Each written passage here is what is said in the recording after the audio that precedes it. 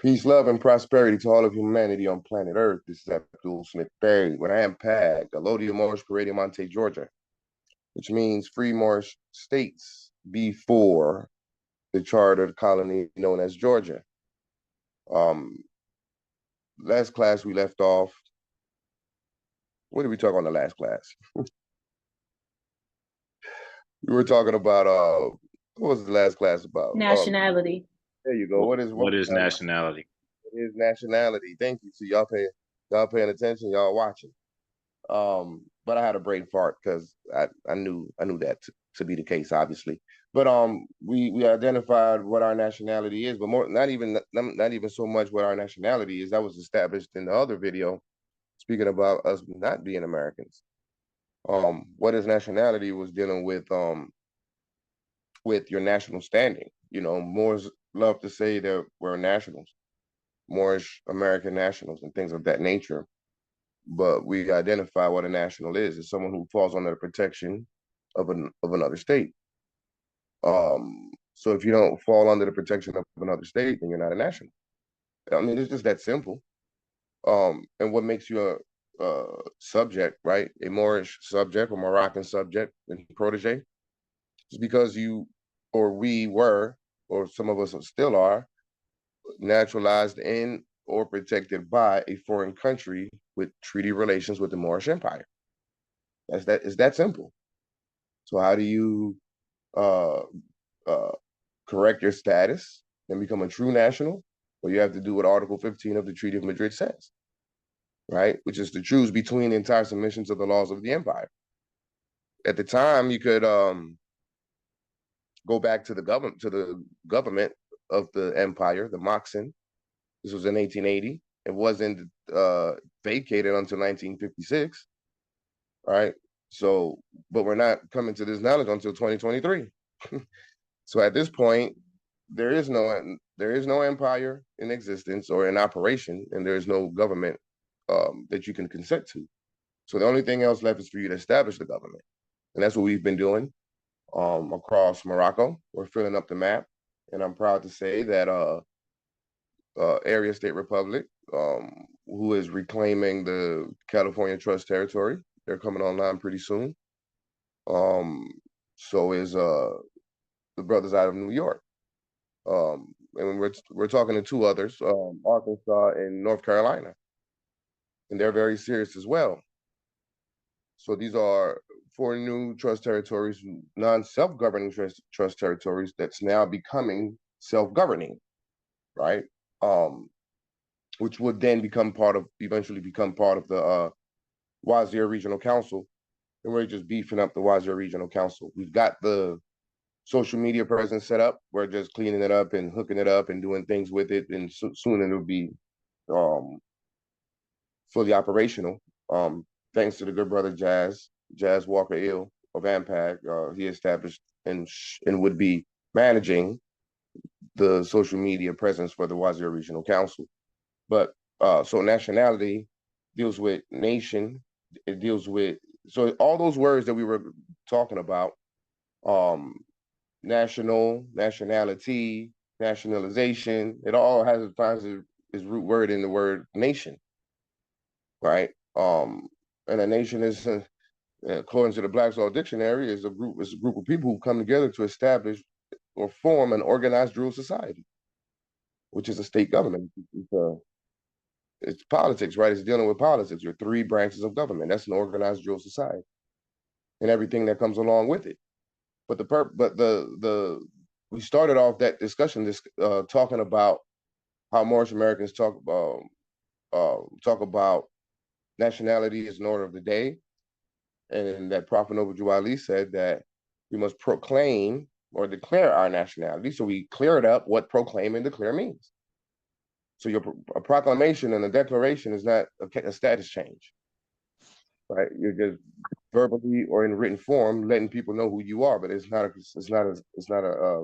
status change. A status change happens when you submit an application to a Moroccan state government, and they recognize you as a Moroccan national and issue you your documents, right? So that's how we left off at the last. That's the discussion that we had in the last class. Today, though, we're talking about something different. Very different. Not even talking international law.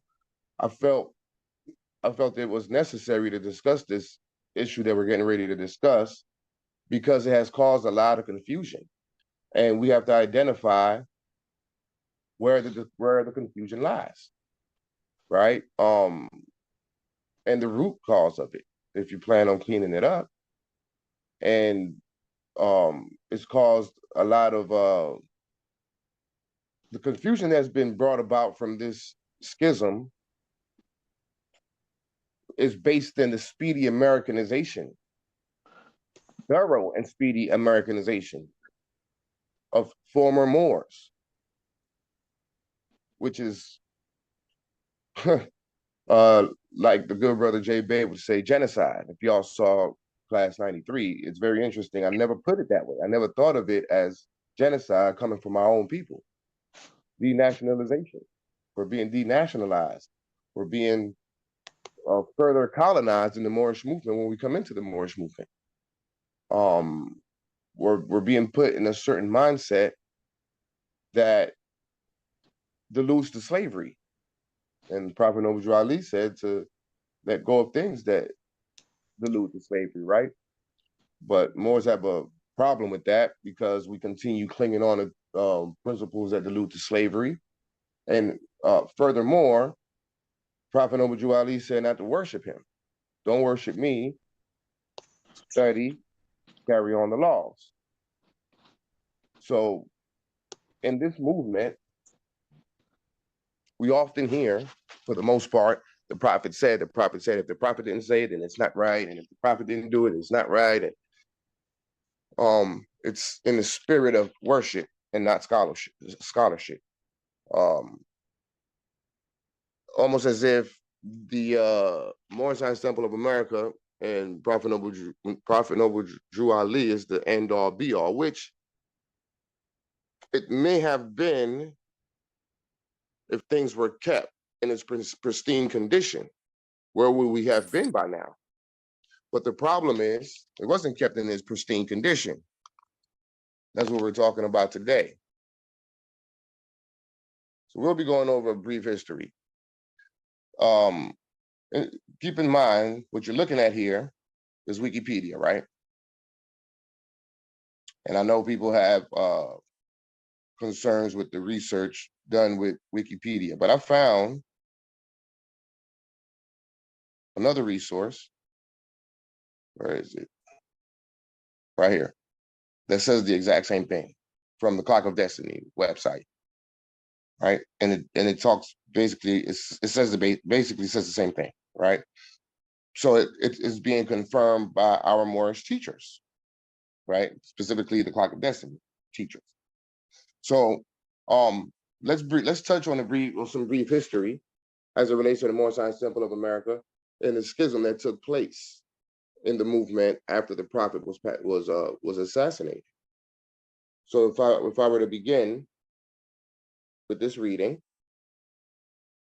let me set it up. Okay, so the Moorish Temple of America, right, is an American, an American. I want to bring it up. Okay, that's what I was trying to do. Is an American national and religious organization founded by Noble Drew Ali, born as Timothy Drew in the early 20th century. He based it on the premise that African Americans are descendants of the Moabites and thus are Moorish, sometimes also spelled Moorish by adherents. So we see the word Moorish in the treaties, that's for sure, but we don't see Moorish or Mer as it comes from the Washita Moors. But they're Moorish nonetheless by nationality and Islamic faith. Ali put together elements of major traditions to develop a message of personal transformation through historical education, racial pride, and spiritual uplift. His doctrine was also intended to provide African Americans with a sense of identity in the world and to promote civic involvement, right? So they would tell you that it was based in civics, right? And bringing an awareness of the proper identity of the people, labeled as Negroes, Blacks, and Coloreds. Goes on to say, an organization with headquarters in Baltimore, Maryland, claiming to be the only Moorish Science Temple teaching the full national side of the Moorish movement, is the Moorish Science Temple, with registered business names of the Divine and National Movement of North America, Incorporated, and Moorish American National Republic, or the private and established Moorish American National Republic. One primary tenet of the Moorish Science Temple is the belief that African Americans are of Moorish descent, specifically from the Moroccan Empire. Well, that's not a belief. That's an absolute fact. We are of the Moroccan Empire. According to Ali, this area included other countries that today surround Morocco, and it does. The current Kingdom of Morocco, that is. To join the movement, individuals had to proclaim their Moorish nationality. That's what you were supposed to do, proclaim it, right? Verbal or written decree. They were given nationality cards. Hold on a second, I got some stuff popping up. In religious texts, adherents refer to themselves racially as Asiatics, as the Middle East is also Western Asia. Adherents of this movement, known as Moorish American Muslims, and are called Moorish scientists in some circles, right? The Moorish Science Temple of America was incorporated under the Illinois Religious Corporation Act of Act 805 ILCS 110. Timothy Drew, I got things blocking my view here. Let me minimize this. Messing up my reading.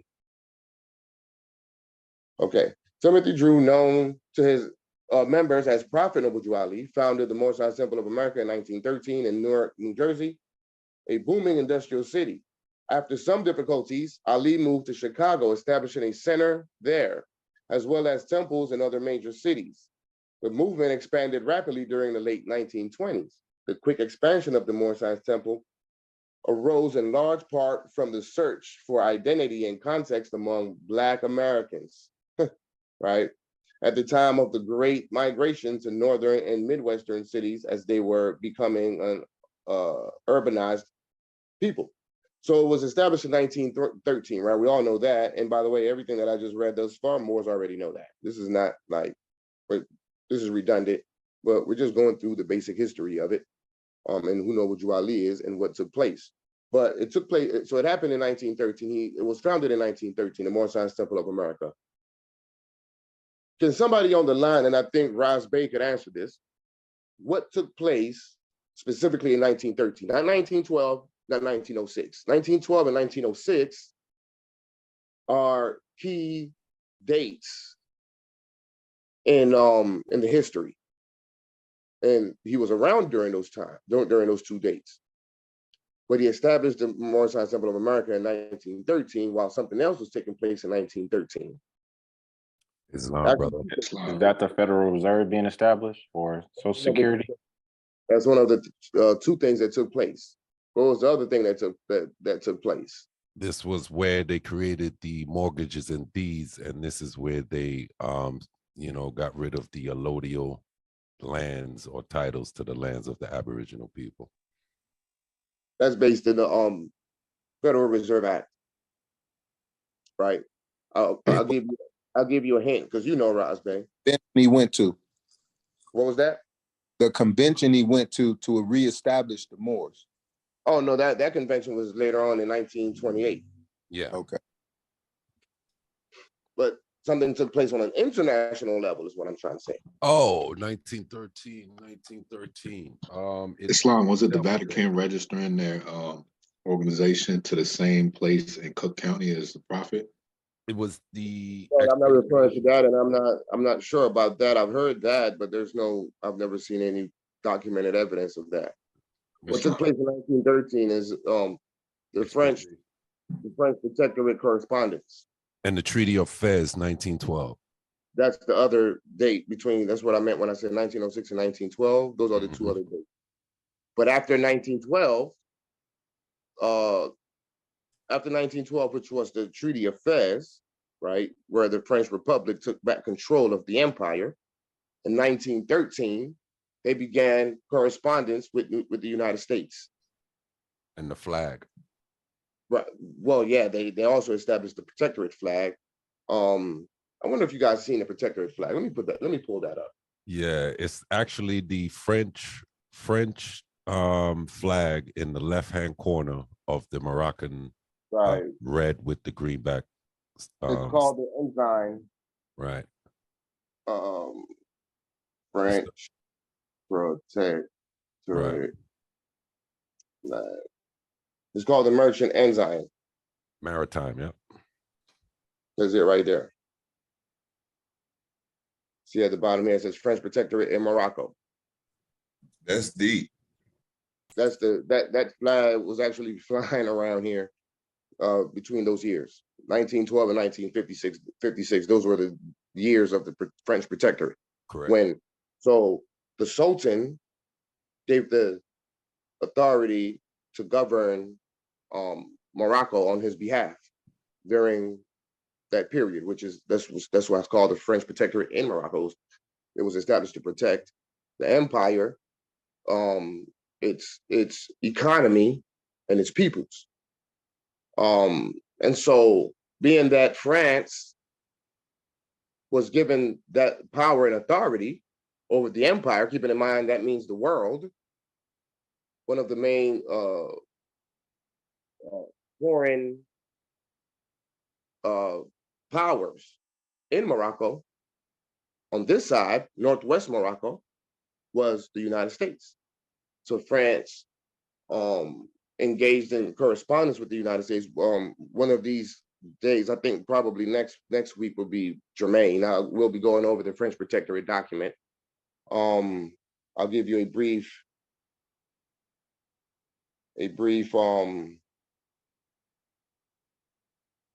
overview. This is the French protectorate document that the correspondence between, it says here, Morocco, French protectorate in Morocco, relinquishment of extraterritorial jurisdiction by certain foreign powers, attitude of the United States. So you'll notice here the French ambassador to the Secretary of State, right? The French ambassador was corresponding to the Secretary of State in 1913. The first letter dated January 8, 1913. During the time while the prophet was establishing the temples, the French was corresponding with the United States about us. So, quick overview. Mr. Secretary of State, by order of my government, now this is the French talking to the Secretary of State of the United States. By order of my government, the French government, I have the honor to communicate herewith to Your Excellency the text of the Franco-Morocco Protectorate Treaty that was signed at Fez on March 30th, 1912. The assurances Your Excellency was pleased to give me heretofore as to the establishment of the French Protectorate in Morocco led me to hope that the federal government will see no objection to giving its adhesion to that instrument. The French government will be glad to be so assured.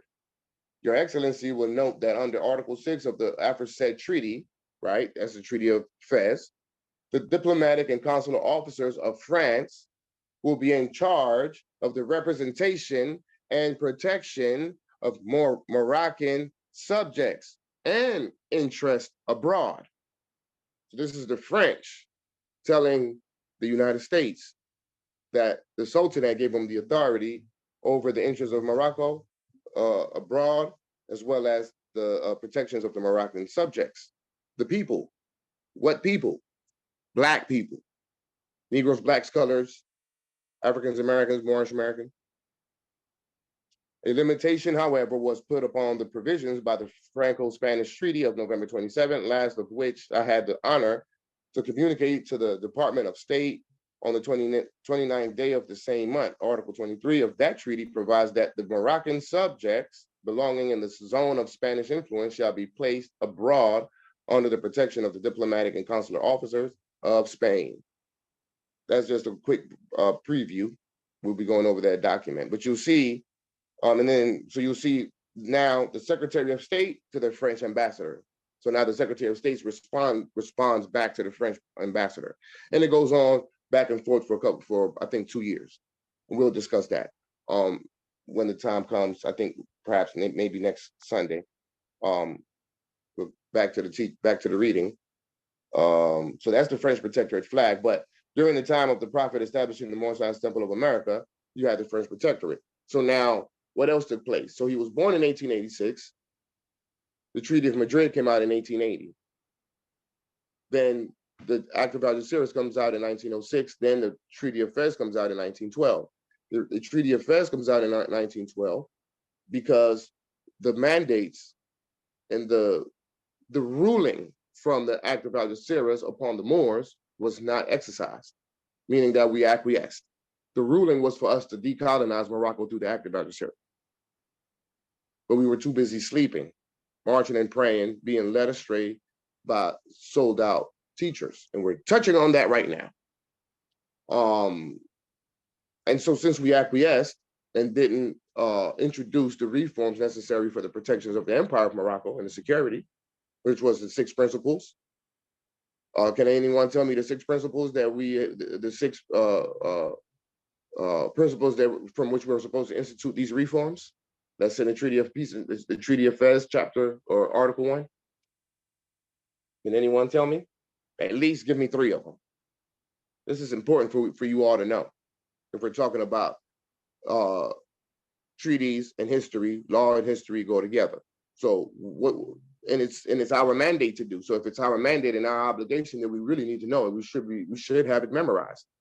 So give me a couple, at least 3, 2, 3, 1. Education, healthcare. Not healthcare. Education is 1. Who else? Economic liberty.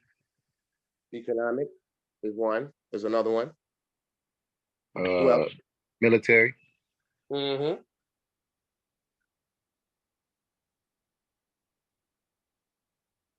So it's administrative, right? The administration of the empire that deals with your 3 branches of government, right?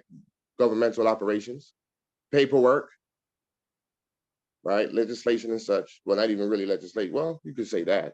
But then you also have judicial reforms. So it's administrative, judicial, educational, economic, financial, and military reforms. All right. Let's look at it real quick. You know, I can't do nothing without showing it. Which one is it? Here it is. Article 1. The government of the French Republic. Let me slide it up so you'll see the title. Excuse me. French Protectorate or Protectorate Treaty between France and Morocco. Article 1.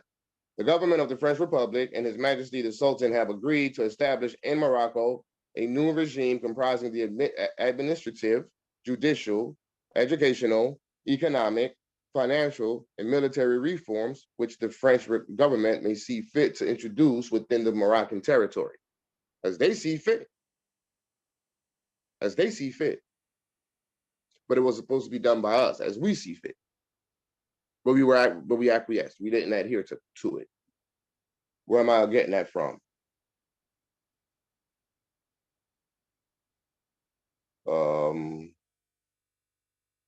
Right here. Let's go to the preamble. Let's get to the preamble. Where does it start? Okay, here it is. Inspired by the interest attaching itself to the reign of order, peace, and prosperity in Morocco, and recognizing that the attainment thereof can only be effected by means of the introduction of reforms. Right? What are those reforms? We just went over them. Administrative, judicial, educational, economic, financial, and military reforms. And it was based in what? It was based upon the triple principle of the sovereignty and independence of His Majesty, the Sultan, the integrity of his domains, and economic liberty without any inequality. That represents decolonization. That represents demilitarization. You're going through the process of doing so. The first step is sovereignty and independence, establishing your state governments. The second step is integrity of domains. That's the enactment of your laws and your legislation and the enforcement of your laws through consular court, etc. And then as you go through that process, the final step now is economic liberty without any inequality. We've taken them to the ICJ, or they have, whether we took them to the ICJ or they settled out of court, they have submitted and acquiesced to Moroccan law, and they've signed Public Law 856 to relinquish extraterritorial jurisdiction in Morocco. This is where we find ourselves in economic liberty without any inequality, which means decolonization, demilitarization, because it simply means that we're taking back control of our land. We're taking back control of the empire. We're taking back control of the vast estate. We're taking back control of what they call the great enterprise as it relates to the Act of Algeciras. Well, we didn't do that, right? And instead, we were in darkness. And here comes the prophet. And here comes the prophet, right? Establishing the Moorish Temple of America to bring these Negroes, Blacks, and Coloreds back into the proper understanding of their national identity, which is Moroccan. Let's prove it. So I was, without pulling up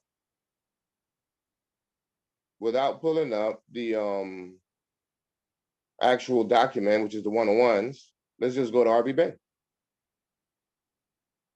Where is it? So you go to what to study, in that link, what to study, and they display questions 31 and 32 right here. You guys see it? So it says question 31, what is the modern name for the Moabites? Moroccans. Question 32, where is the Moroccan Empire? Answer, northwest of Mexico. Why? Why? In the past 100 years, we've ignored those two questions and answers. Why did we not take heed to those two questions and answers?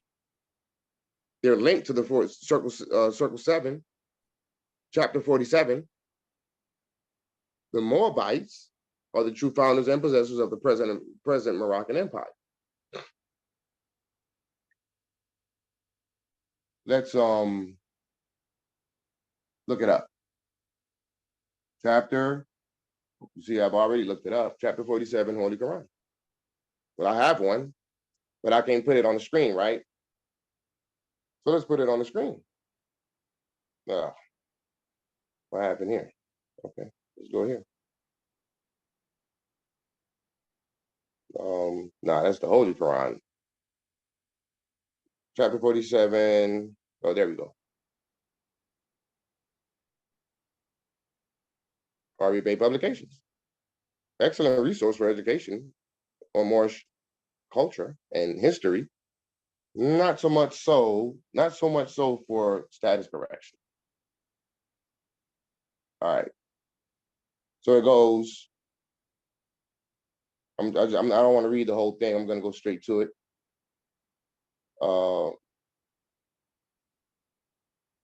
Right here. Number 6. Trying to highlight it. Right here. Number 6. The Moabites from the land of Moab, who received permission from the pharaohs of Egypt to settle and inhabit Northwest Africa. They were the founder, and we already know Northwest Africa is where? Where's Northwest Africa? Where's Northwest Africa? Somebody tell me. America, North America. North America, what they call North America. They were the founders and are true possessors of the present Moroccan Empire, with their Canaanite, Hittite, and Amorite brethren who sojourned from the land of Canaan seeking new homes. So the Moabites are the founders and true possessors of the present Moroccan Empire. So over here, he tells us that the modern name of the Moabites is Moroccan.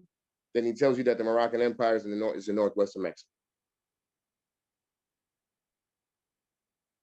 So why did we not take that serious? How did we end up being Moorish Americans? How that happened? Okay, we'll examine that. We'll go back to the reading. Where was it? Right here. Let's continue on with the reading, which we're not going to read the entire thing, but we're going to read the parts that matter. Now, look at what this says here for the biography of Noble Drew Ali. Somebody read that for me, please. Biography of Drew. Timothy Drew was believed to have been born on January 8, 1886 in North Carolina. United States sources differ as to his background and upbringing. One reports he was the son of 2 former slaves who was adopted by a tribe of Cherokee. Another describes Drew as the son of a Moroccan Muslim father and a Cherokee. Oh. What kind of father he had? Moroccan. The Al-Maraks. That's what they used to call us, by the way. Mm-hmm. I learned that from Nabi, because back in the day, he's been demonstrating Moorish signs in Moorish identity for 20 years. Long story short, a sheriff came upon him and said, "Hey, you're a Maroc." He didn't know what he was talking about. So the guy was like, "Oh, well, I used to work in the French protectorate with the French and the Al-Maraks." I met a guy the other day. He was a Frenchman. Look, he looked similar to Robert De Niro. And when I found out he was French, I was like, sir, I'm studying right now, just testing him, right? Right now, I'm studying the French protectorate in Morocco. He looked at me and turned red. His eyes was wide open, like, "Oh, you know about that?" I was like, "You know about that?" I was like, "Yes, sir. I'm a Al-Marak." He said, "You certainly are. Wow." And he walked. The Frenchman confirmed it in conversation. Continue, brother.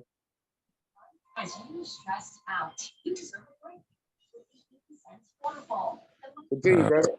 In 2014, an article in the online Journal of Race, Ethnicity, and Religion attempted to link Timothy Drew to one Thomas Drew, born January 8, 1886, using census records, a World War I draft card, and street directory records. Well, the real thing that we wanted to see here is that he was described as a son of a Moroccan Muslim. A Moroccan Muslim. So I wonder how he knew. All right. You can continue on to founding of the Moorish. Drew Ali reported that during his travels, he met with the high priest of Egyptian magic. In one version of Drew Ali's biography, the leader saw him as a reincarnation of the founder. In others, he says that the priests consider him a reincarnation of Jesus, the Buddha, Muhammad, and other religious prophets. According to the biography, the high priest trained Ali in mysticism and gave him a lost section of the Quran. So he went to Egypt and he was trained in Egypt, which is not America. Or is not, if we're talking about Egypt, the connotative location of Egypt overseas across the waters, that means he was on an international travel. You gonna tell me he didn't know about the treaties? Okay. Now all that other stuff, like for example, the reincarnation of Jesus and Buddha, my understanding, and that's just my understanding as it relates to science, all those prophets are reincarnated prophets. They're all the same people coming back in different time. You can continue. This is where it got sticky for Moorish Americans, especially during the conscious community viral debate. Somebody mute themselves, please. Somebody mute. Thank you. Story, please pay attention and see who needs to be muted. Emperor Shay, please mute your mic. We start off on mute and then we just suddenly go off mute. I don't understand how that happens. You got to do it on purpose. So during the conscious community viral debate with Sinetta and all that, they were eating the Moors up with this, right? They were chewing them up, eating them up like Lucky Charms, you know? Read that one for me, brother. The text came to be known. The text came to be known as the Holy Quran of the Moorish Science Temple of America. It is also known as the Circle 7 Quran because of its cover, which features a red 7 surrounded by a blue circle. The first 19 chapters are from the Aquarium Gospel of Jesus the Christ, published in 1908 by esoteric Ohio preacher Levi Dowling.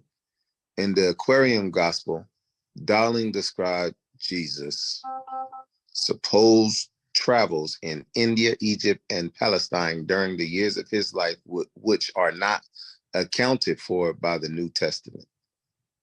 Chapter 20 through 45 are borrowed from the Rosicrucian work until the I grant, with minor changes in the style and wording. They are instructions on how to live and the education and duties of adherence. Wow. Drew, All right there. So this is where the Moors was getting ate up in debates, and a lot of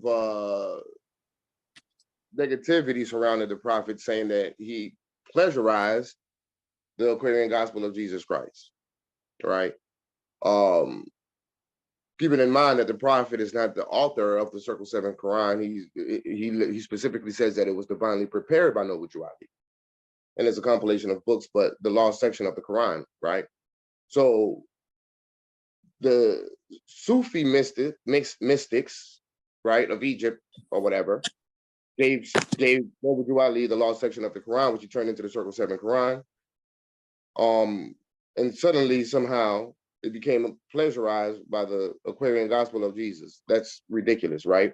Keeping in mind that Levi Dowling is a Albayan, and he got the information to write the Aquarian Gospel of Jesus Christ from the Akashic records, our ancient records, right? That's based in our history.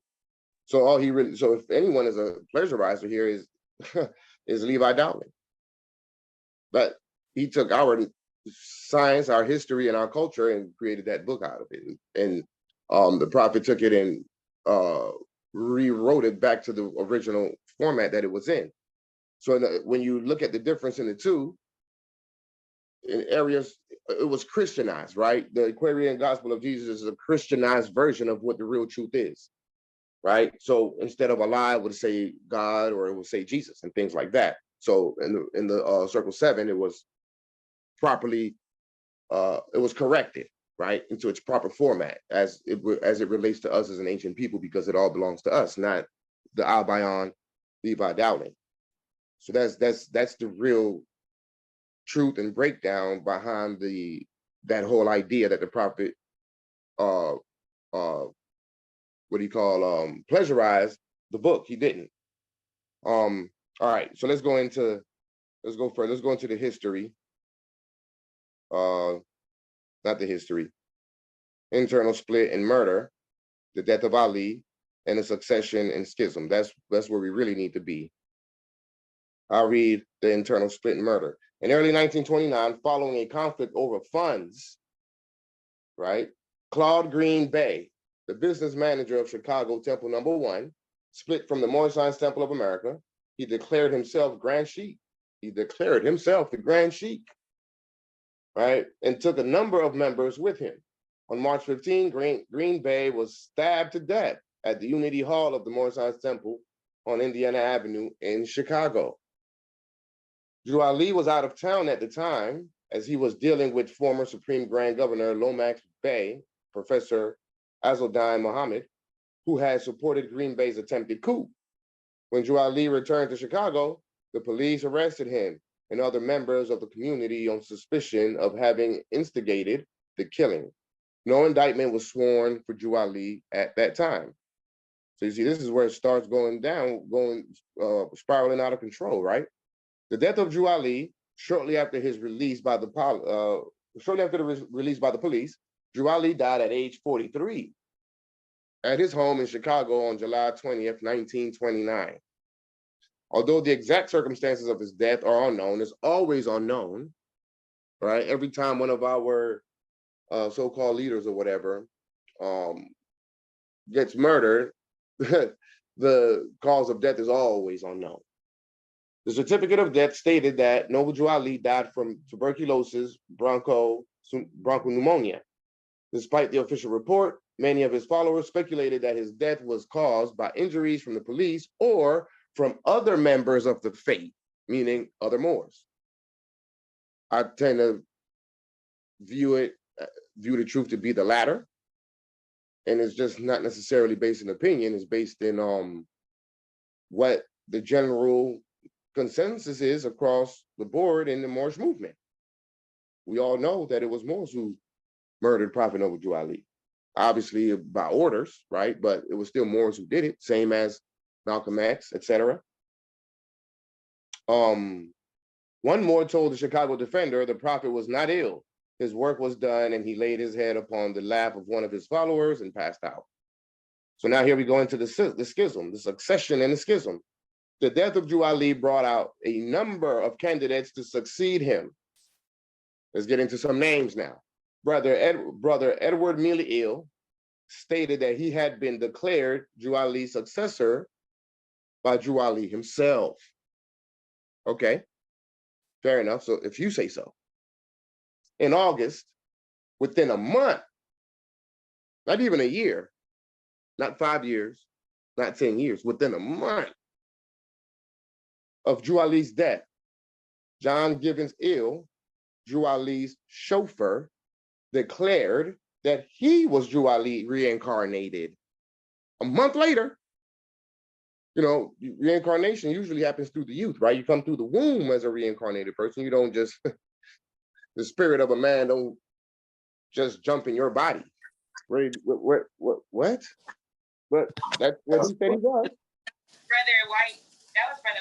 Somebody unmuted themselves just like out the blue. How does that I happen? apologize. I just came in. Islam. Yeah, so a month later, here comes another guy who pops up saying he's the reincarnated prophet. He's said to have fainted while working on Drew Ali's automobile, and the sign of the star and crescent appeared in his eyes. Spookism. So let's continue reading. At the September Unity Conference, Givens again gave his claim of reincarnation. However, the governors of the Moorish Science Temple of America declared Charles Kirkman Bey to be the successor to Drew Ali and named him Grand Advisor. Correct his name, Colonel Charles Kirkman Bey. He was the colonel of the army. I just came across his tombstone. Let's look at his tombstone real quick. Where is it? I just came across his tombstone. I thought I kept it. I might have to go back and look at it. But if we go here, this is an FBI, Federal Bureau of Investigation, Freedom of Information Act. Somebody posted it on the internet. Moorish Science Temple of America, right? So what do we see here? So a lot of stuff is blurred out, so it's not clear. It's hard to read, but one name stands out amongst all this mess. Where is it? The next page. Right here. I don't know if you guys can read this. It says Colonel C. Kirkman Bey, Moorish Science Temple of America. Let me blow it up some. You all can see it. Can you see that? Can y'all read that name? Islam. Okay. Colonel C. Kirkman Bey. All right. Back to the reading. to be the Charles Kirkman Bey to be the successor to Drew Ali and named him Grand Advisor. With the support of several temples each, Merely Ale and Given Ale, both went on to lead separate factions of the Moor Science Temple. All three factions, Kirkman Bey faction, Merely Ale, and Given Ale faction, are active today. Okay. So, it's supposed to be one temple, one people, one prophet. Why do we have three factions? Why do we have a three-way split? One is a colonel of the army. The other one is the one, Emilio, who the prophet told him that he got the reins according to him. And then the other one passed out under the car, and the crescent and the star appeared in his eyes, and he's the reincarnated prophet, John Gibbons Hill. So if you got three different, if the temple and the teachings, the movement was split three ways, isn't that conducive to confusion? So we got three different ways of doing what the prophet said to do. Three guys decided to take the teachings of the temple in different directions since 1929. That's over 100 years. Do you know how embedded and rooted the confusion is? The misinformation. Yeah, interject quickly, Noble. Yes, sir, Noble. I'm not sure how many here have watched the series Divergent. You know, what you're saying now, it just bring it back to my attention where they have these, I think it's 5 different factionists, and pretty much everyone was declaring which one was superior to inferior. And in the final analysis, it was a divergent, the ones like you are now, whom actually was the body that bring them back into that fold, where for decades they were all divided based on what we're looking at right now. So it's just the synonymous of those, you know, narrative, entertainment narrative that actually bring to reality or to perspective what we are dealing with right now, Islam.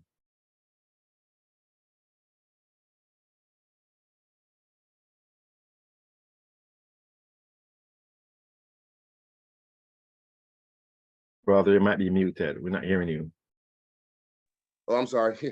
I said, so you see the portrait of Emily Ill sitting on the chair like the prophet had. He got a picture just like that, right? And this is the guy who claims that the prophet gave him the reins. But where's the evidence and the proof to show that, right?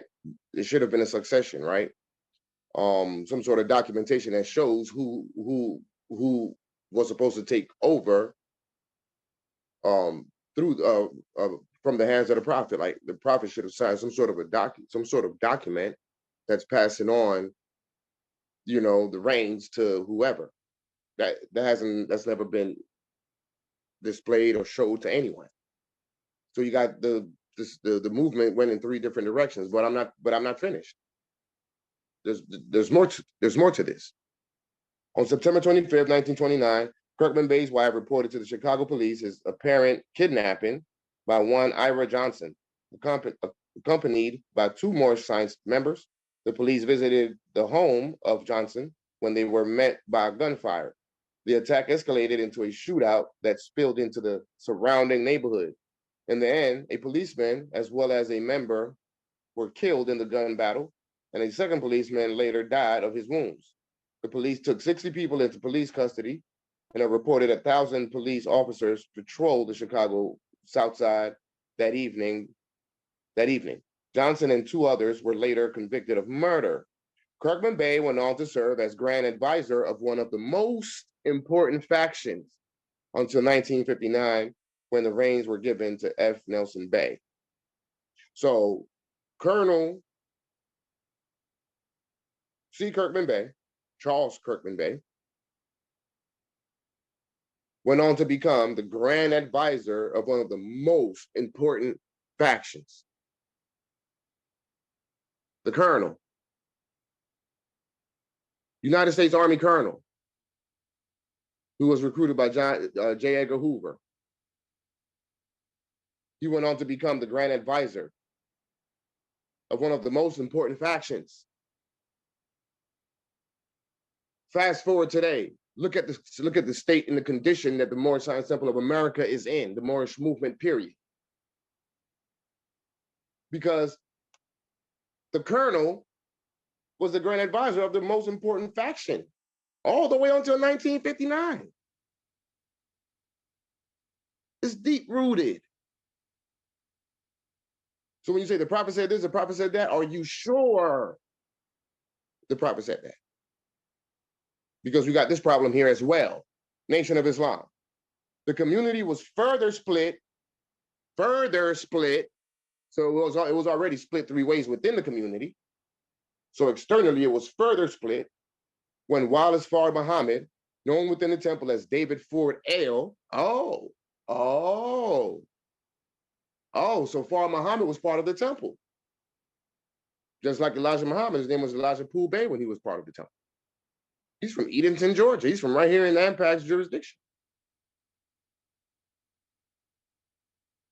So within the temple, this guy was known as David Ford Ale. He also claimed, or was taken by some, to be the reincarnation of Drew Ali. You see, are we seeing this? So why do we cling?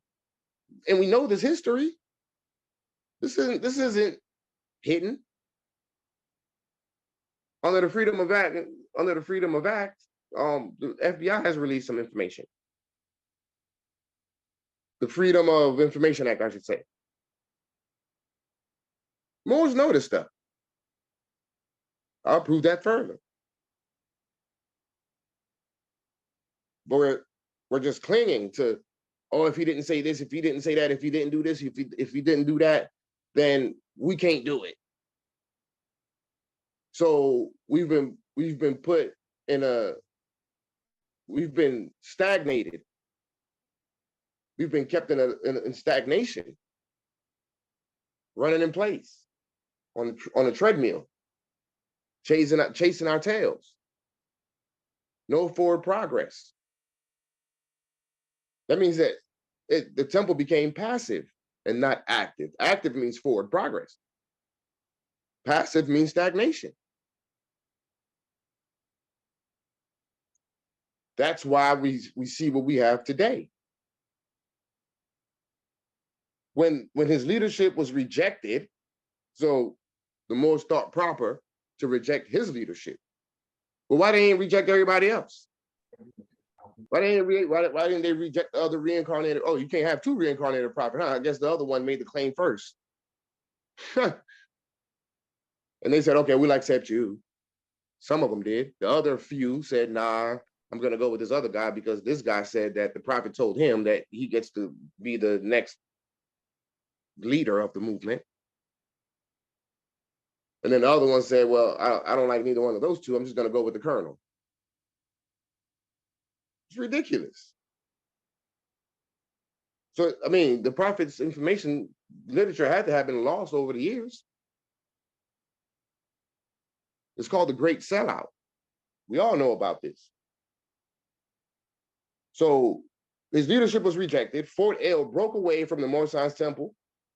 He moved to Detroit, where he formed his own group, an organization that would become the Nation of Islam. The Nation of Islam denied any historical connection with the Moorish Science Temple until February 26, 2014, when Louis Farrakhan acknowledged the contributions of Noble Drew Ali to the Nation of Islam and their founding principles. Yeah, really? Okay. So we have a 4-way split. 3 in the temple, 1 outside the temple. And it just went on and on from there. 1930s, despite the turmoil and defections, the movement continued to grow in the late 30s. It is estimated that membership in the 1930s reached 30,000. There were major congregations in Philadelphia, Detroit, and Chicago. 1/3 of the members of 10,000 lived in Chicago, the center of the movement. There were congregations. Look what they call it, congregations. That's religious. In numerous other cities where African Americans had migrated in the early 20th century.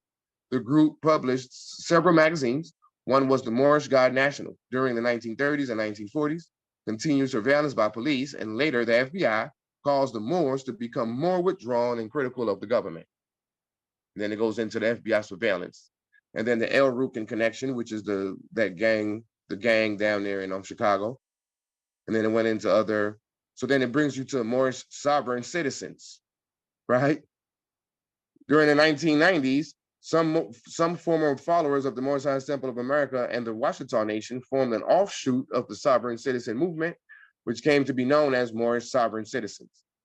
Members believed the United States federal government to be illegitimate, which they attribute to a variety of factors, including Reconstruction following the U.S. Civil War and the abandonment of the gold standard in the 1930s.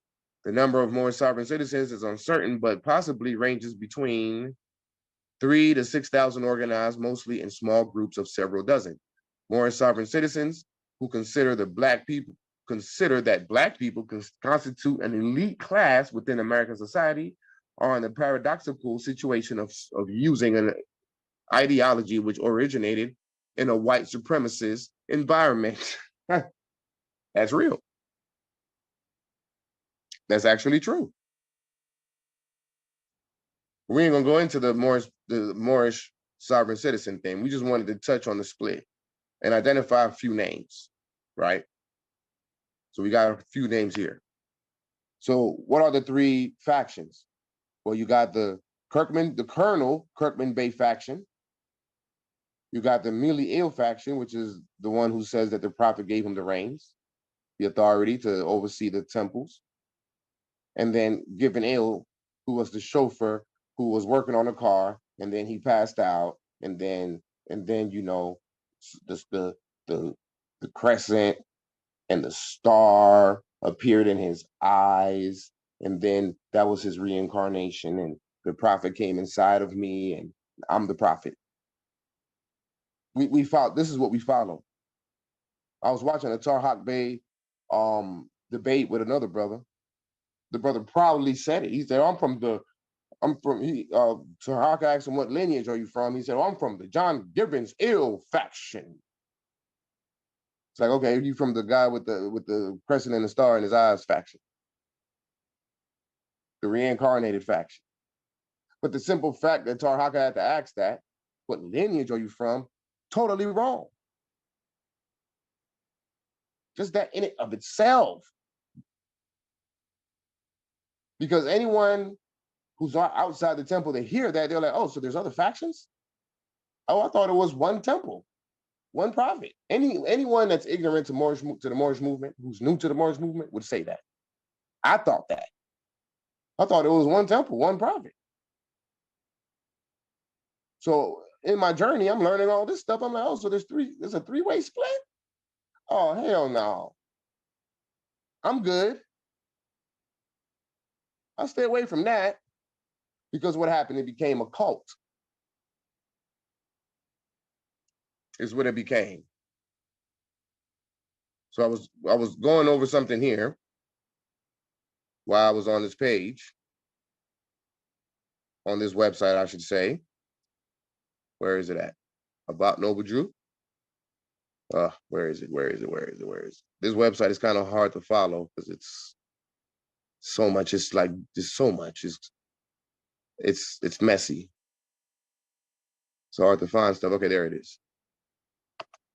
So we come here, touch on this real quick.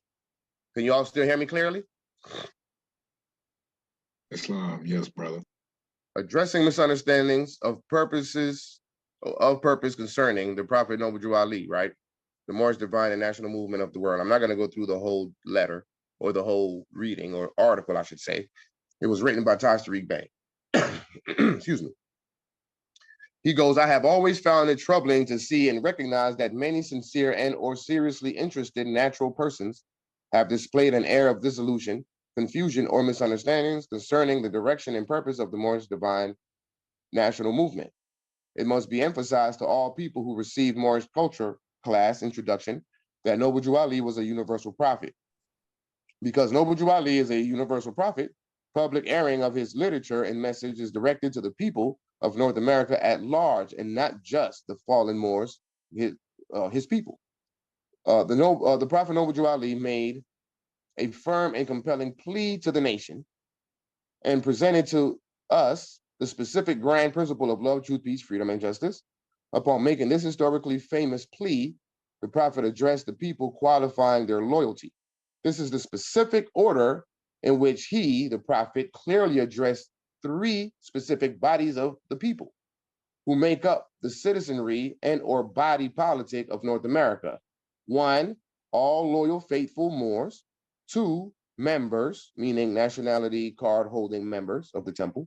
And 3, the American citizens. Okay. This is what he was talking about. Plea to the nation. Can somebody read that for me, please? Prophet makes plea to the nation.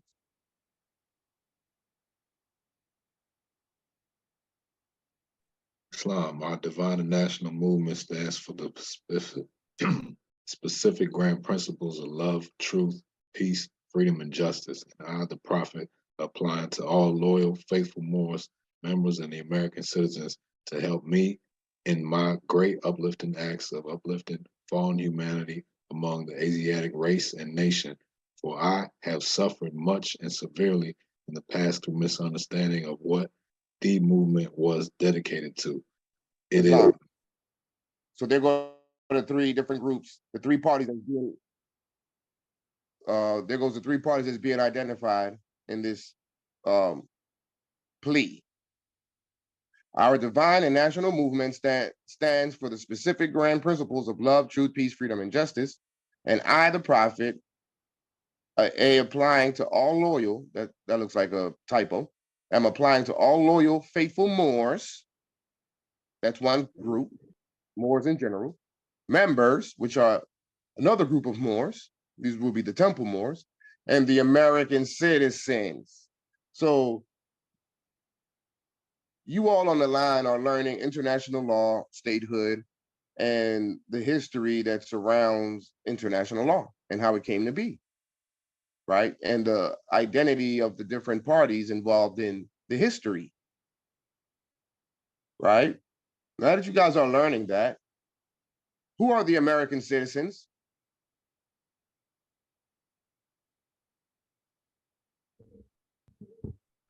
United States, 13 colony citizens. Okay. Naturalized personnel. All those are good answers. This is a document I'm working on. It's called 101 Questions and Answers for Moroccan Nationals. I'll be sharing this with everyone once the Sayaraha gets in there and clean it up as she sees fit. So question 37 was, who are the Americans and who are the Moroccans? The Americans are citizens of the de jure United States of America, white people, and the Moroccans are subjects of Morocco Moors who lost their nationality by becoming naturalized as American citizens through the Naturalization Act. The Moroccans later became known as Negro, Blacks, Colored, African Americans, Moorish Americans, and Indians, etc. I have another definition for that. Specifically, who are the I want to go to that question. Who are the American citizen? Because it gives you a better understanding on who they are. It's not limited to the United States of America, Republic. Who's Noble Drew Ali? Thank you for your patience. Hold on one second. Let me find this question and answer. Okay, who are the foreign American citizens? 92. Okay, all Europeans and others who are under the jurisdiction and protection of the United States as U.S. citizens, as distinguished from Moorish subjects. So it may not necessarily be just white people, right? Islam, brother. I was just about to say that anyone that has taken a pledge or an oath to any United States citizenry would There be you go. considered a United States citizen. That's true. However, that's why I said as distinguished from Moorish subjects, because Moorish subjects, so-called black people, are naturalized, right? But that was done against their will. These people are Moroccans. However, you could be from Nigeria who got naturalized, right? Who naturalized himself to become a United States citizen, right? And you may go through the process of first becoming a resident. You got to be a resident first, be here for 5 years or so, and then you can get your citizenship. These are American citizens. So it says here, loyal, faithful Moors, members, and the American citizens to help me in my great uplifting acts of uplifting fallen humanity among the Asiatic race and nation. For I have suffered much and severely in the past through misunderstandings of what the movement was dedicated to. So when you understand international law, the history that surrounds it, the parties involved, etc., when you read the prophet's documents, now in hindsight, when you read his literature, you're able to identify easily, real quick, two things: how on point the prophet was, and how he was, and where in his literature there was corruption, whether things were reworded, inserted, or whatever the case might be. Keeping in mind that during the years of the schism, after the prophet was killed, the Moors, the Moorish Americans, the same Muslims, went into the prophet's office, ransacked his office, removed information from the, removed literature from the office. So then the question is, somebody got to mute themselves, please. So then the question, Islam, brother Bell Bay, mute your mic. okay. So then the question is, what was removed? And if something was removed, then that means something was inserted. So what was removed and what was inserted? Well, you identify that quite easily when you start reading with the proper concept concept and context as it relates to international law, the history that surrounds it, and the parties that are involved. And I'll show y'all in a second what I mean. It is the great God Allah alone that guides the destiny of the divine and national movement. When you read certain things, you'll be like, okay, really, did he really say that? I know all true American citizens are identified by national descent names to answer and apply for the free national Constitution of the Free National Republic of the United States of America. I mean, you're hearing it now. That's why I'm calling on all true national citizens to help me morally and financially in my great work I am doing, I'm doing to help this national movement. For without a free national name, with a descent flag of your forefathers, there is no national divine title of the government in which we live. This is from your true and divine prophet unto all American and foreign sympathizers. So he says, where's that part? For without a free national name, with a descent flag of your forefathers. So let me get this straight, right? So the descent flag of our forefathers is subject to the United States? Okay. The divine warning by the prophet for the nations. The citizens of all free national governments, according to their national, let me blow this up so you can see it clearly. The citizens of all free national governments, according to their national constitution, are all of one family bearing one free national name. Okay. So every constitution identifies the national name, the free national name of the people. Let me ask you all on the line. What is our free national name? What does that mean? What is our free national name? Moroccan. There you go. Moroccans. And that's laid out and identified and recognized by our constitutions. So you see when you understand statehood, you see what the prophet was trying to tell you, but then you also see the funny stuff. Let's continue reading so we can identify the funny stuff. Those who fail to recognize the free national name of their constitutional government, those who fail to recognize the free national name of their constitutional government, right? That means that Ukraine got their own constitutional government. So the people of Ukraine should not be calling themselves nothing else other than Ukrainians, right? If otherwise, if they start calling themselves something to the effect of Negro, blacks, and coloreds, other name brands and things, then that means then that you will be classed as undesirable and are subject to all inferior names and abuses and mistreatments that the citizens care to bestow upon them. So when we fell from our governments, when we fell out of the constitutional fold of government, we lost our free national name. And so now all types of mistreatments and abuses have been bestowed upon us, because we have been yet to choose between entire submission to the laws of the empire and come back into the constitutional fold of government. See, you got to read the prophet's literature with discernment. But let's continue going and let's see what else he's saying. And it is a sin for any group of people to violate the national constitutional laws of a free national government and cling to the names and the principles that allude to slavery. That's real talk. That is a sin. So what did the prophet came to do? To redeem us from our sin. What was the sin? That we're clinging on to names that allude to slavery because we lost our free national government, which means that we fell out of the constitutional fold of government by becoming naturalized and protected by a foreign nation that has treaty relations with the Moorish Empire, in this case, the United States. Let's remind y'all, because some people tend to forget. So I'm here to remind y'all. Let's remind you all, especially those who might be coming in new, where I get this from.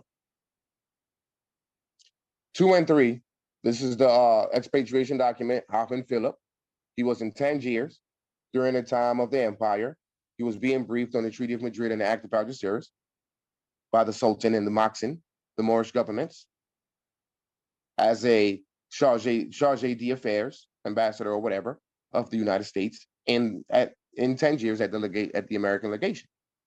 I have to give you the backstory, because then you can understand now that this man knows what he's talking about, because he came from the convention. He was there representing the United States. Moorish subjects lost their nationality only by becoming naturalized in or protected by another country having treaty relations with the Moorish Empire. Duh, right? He was briefed on this matter at the convention in Tangiers while he was on post at the American legation at the diplomatic body at Tangiers. That's the reference point. Back to the divine warning. I, the prophet, was prepared by the great God Allah to warn my people to repent from their sinful ways and go back to that state of mind of their forefathers, divine and national principles, right? Moroccans. We got to go back to that state of mind of our ancient forefathers and their divine principles and national principles, which dealt with government. So if you're going back to the state of mind of your foremothers and forefathers, that means that's Sankofa. It's Sankofa. You're reaching back to bring it to the present, which is what we've done through these several Moroccan state governments. And national principles that they will be law abiders and receive their divine rights as citizens. Okay. With divine rights as citizens, huh? Okay. Back to the patriation document. Go to the beginning. Sir, there are strictly speaking no Moroccan laws relating to citizenship of Moorish subjects in Morocco. The fundamental laws of this non-Christian country are based entirely upon the Islamic code no part of which treats of the subject of citizenship. Back to the document.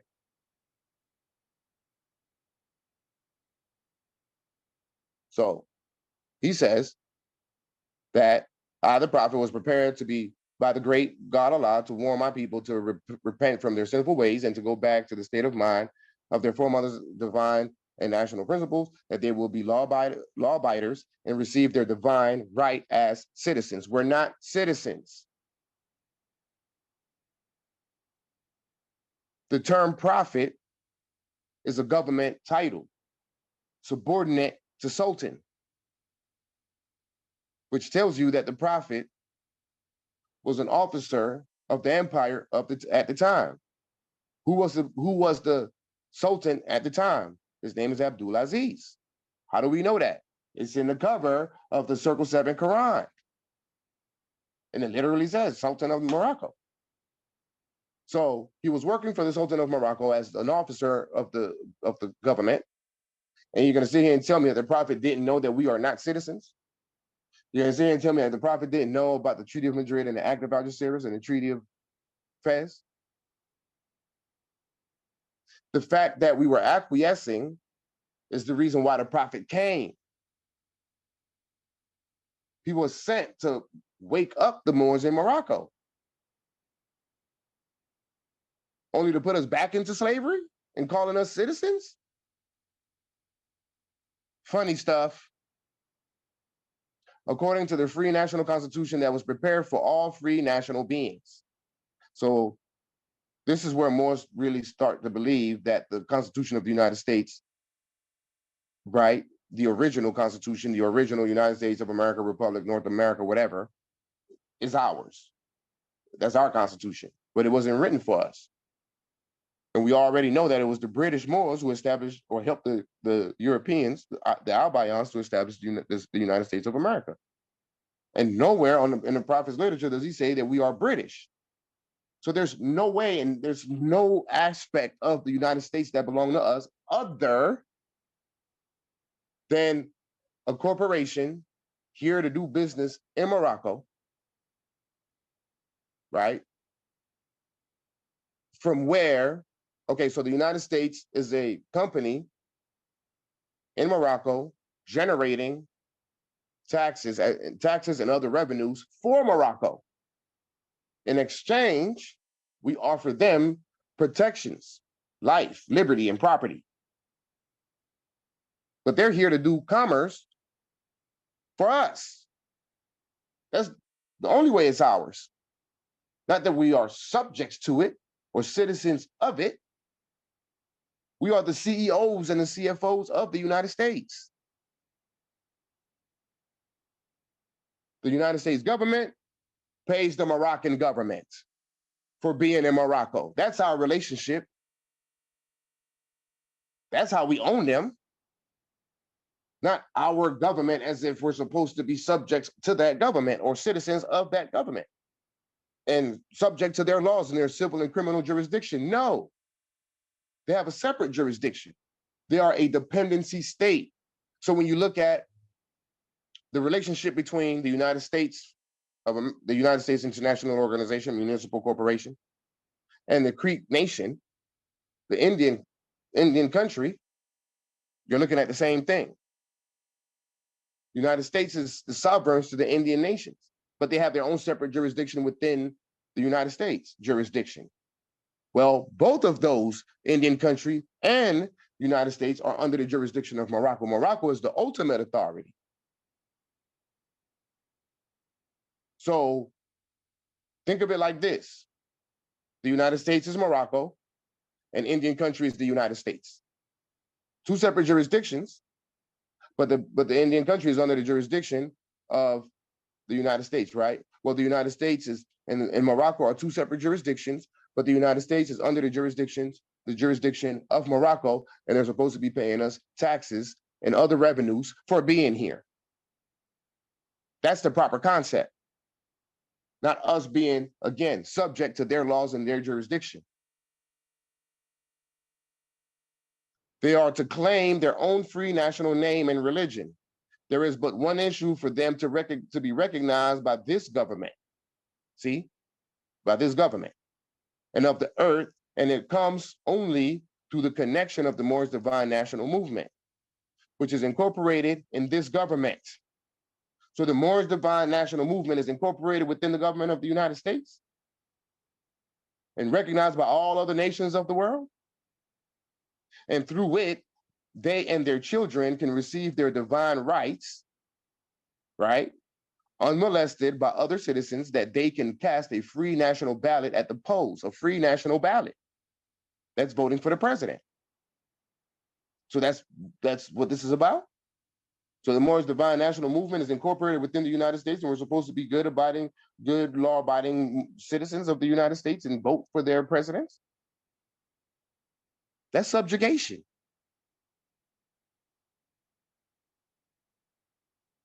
It says at the polls, under the free national constitution of the state's government, and not under a granted privilege has been the existing condition for many generations. Okay, so you can make the case that that's a way out. You go in, you gain the proper protections under the under the American jurisdiction to then eventually work your way out of it as you continue study to identify the truth about everything. If you want to make that case, then by all means, I'll accept it. But at the end of the day, we're not citizens. And we definitely know that being incorporated, doing anything incorporated within the government of the United States is subjugation. So then if that's the case, okay, so then let's ask this question. Why did the prophets fly the Moorish flag to the left and the United States flag to the right? Because the Moorish flag to the left represents the dominance of the Moroccan Empire being to the left. So if the Moroccan Empire is dominant to the United States, then why in the world will we be subject, or should I say incorporated, under the United States? That means then that he should be flying the flag from the left to the right, the US flag on the left, which is probably why you find a lot of temples flying the United States flag to the left, because they're taking this part right here serious. If the Moorish Science Temple is incorporated under the United States, that means that the United States has authority over the Moorish Science Temple of America, which means then the US flag should be flying on the left. Question. It's that simple. Islam, say Araha Makara from Dempsey. How you doing, sister? I'm fine. How are you? I'm All right. well. When you say it's flying on the left, it needs to be known, or distinction has to be made. Are you referring to with your back towards the flag or your front towards the flag? Every time I say from the left to right, that means that you're the audience member sitting in the stands, and there's a speaker at the podium. All right, and it would be on your left that way. Right, but if you're the speaker, Okay. it will be over the speaker's right shoulder. All right then. Thank you. Islam, could I just interject that too, brother? Yeah. Also, if you look at the $1 Federal Reserve note, also when you look at the back of that note in symbology, when you're looking at the Great Seal comparative to the United States Republic, you know, that is also the treaty and also the symbology that is on the Federal Reserve note. I yield. And you'll see the pyramid on the left. Yes, representing the Great Seal, you know, which is the cover up. Right.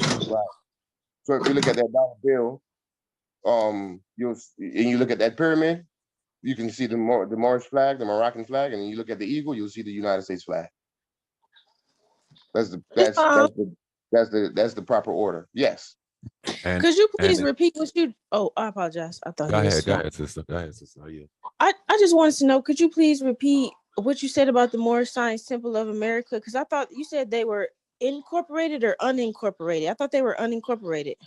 No, they're incorporated. Moorish Science Temple of America Incorporated, and specifically, the Kirkman Bey faction. That one was definitely incorporated. It's called the Moorish Science Temple of America Incorporated. But what I was referring to when I say incorporated, I was talking about what was the read at?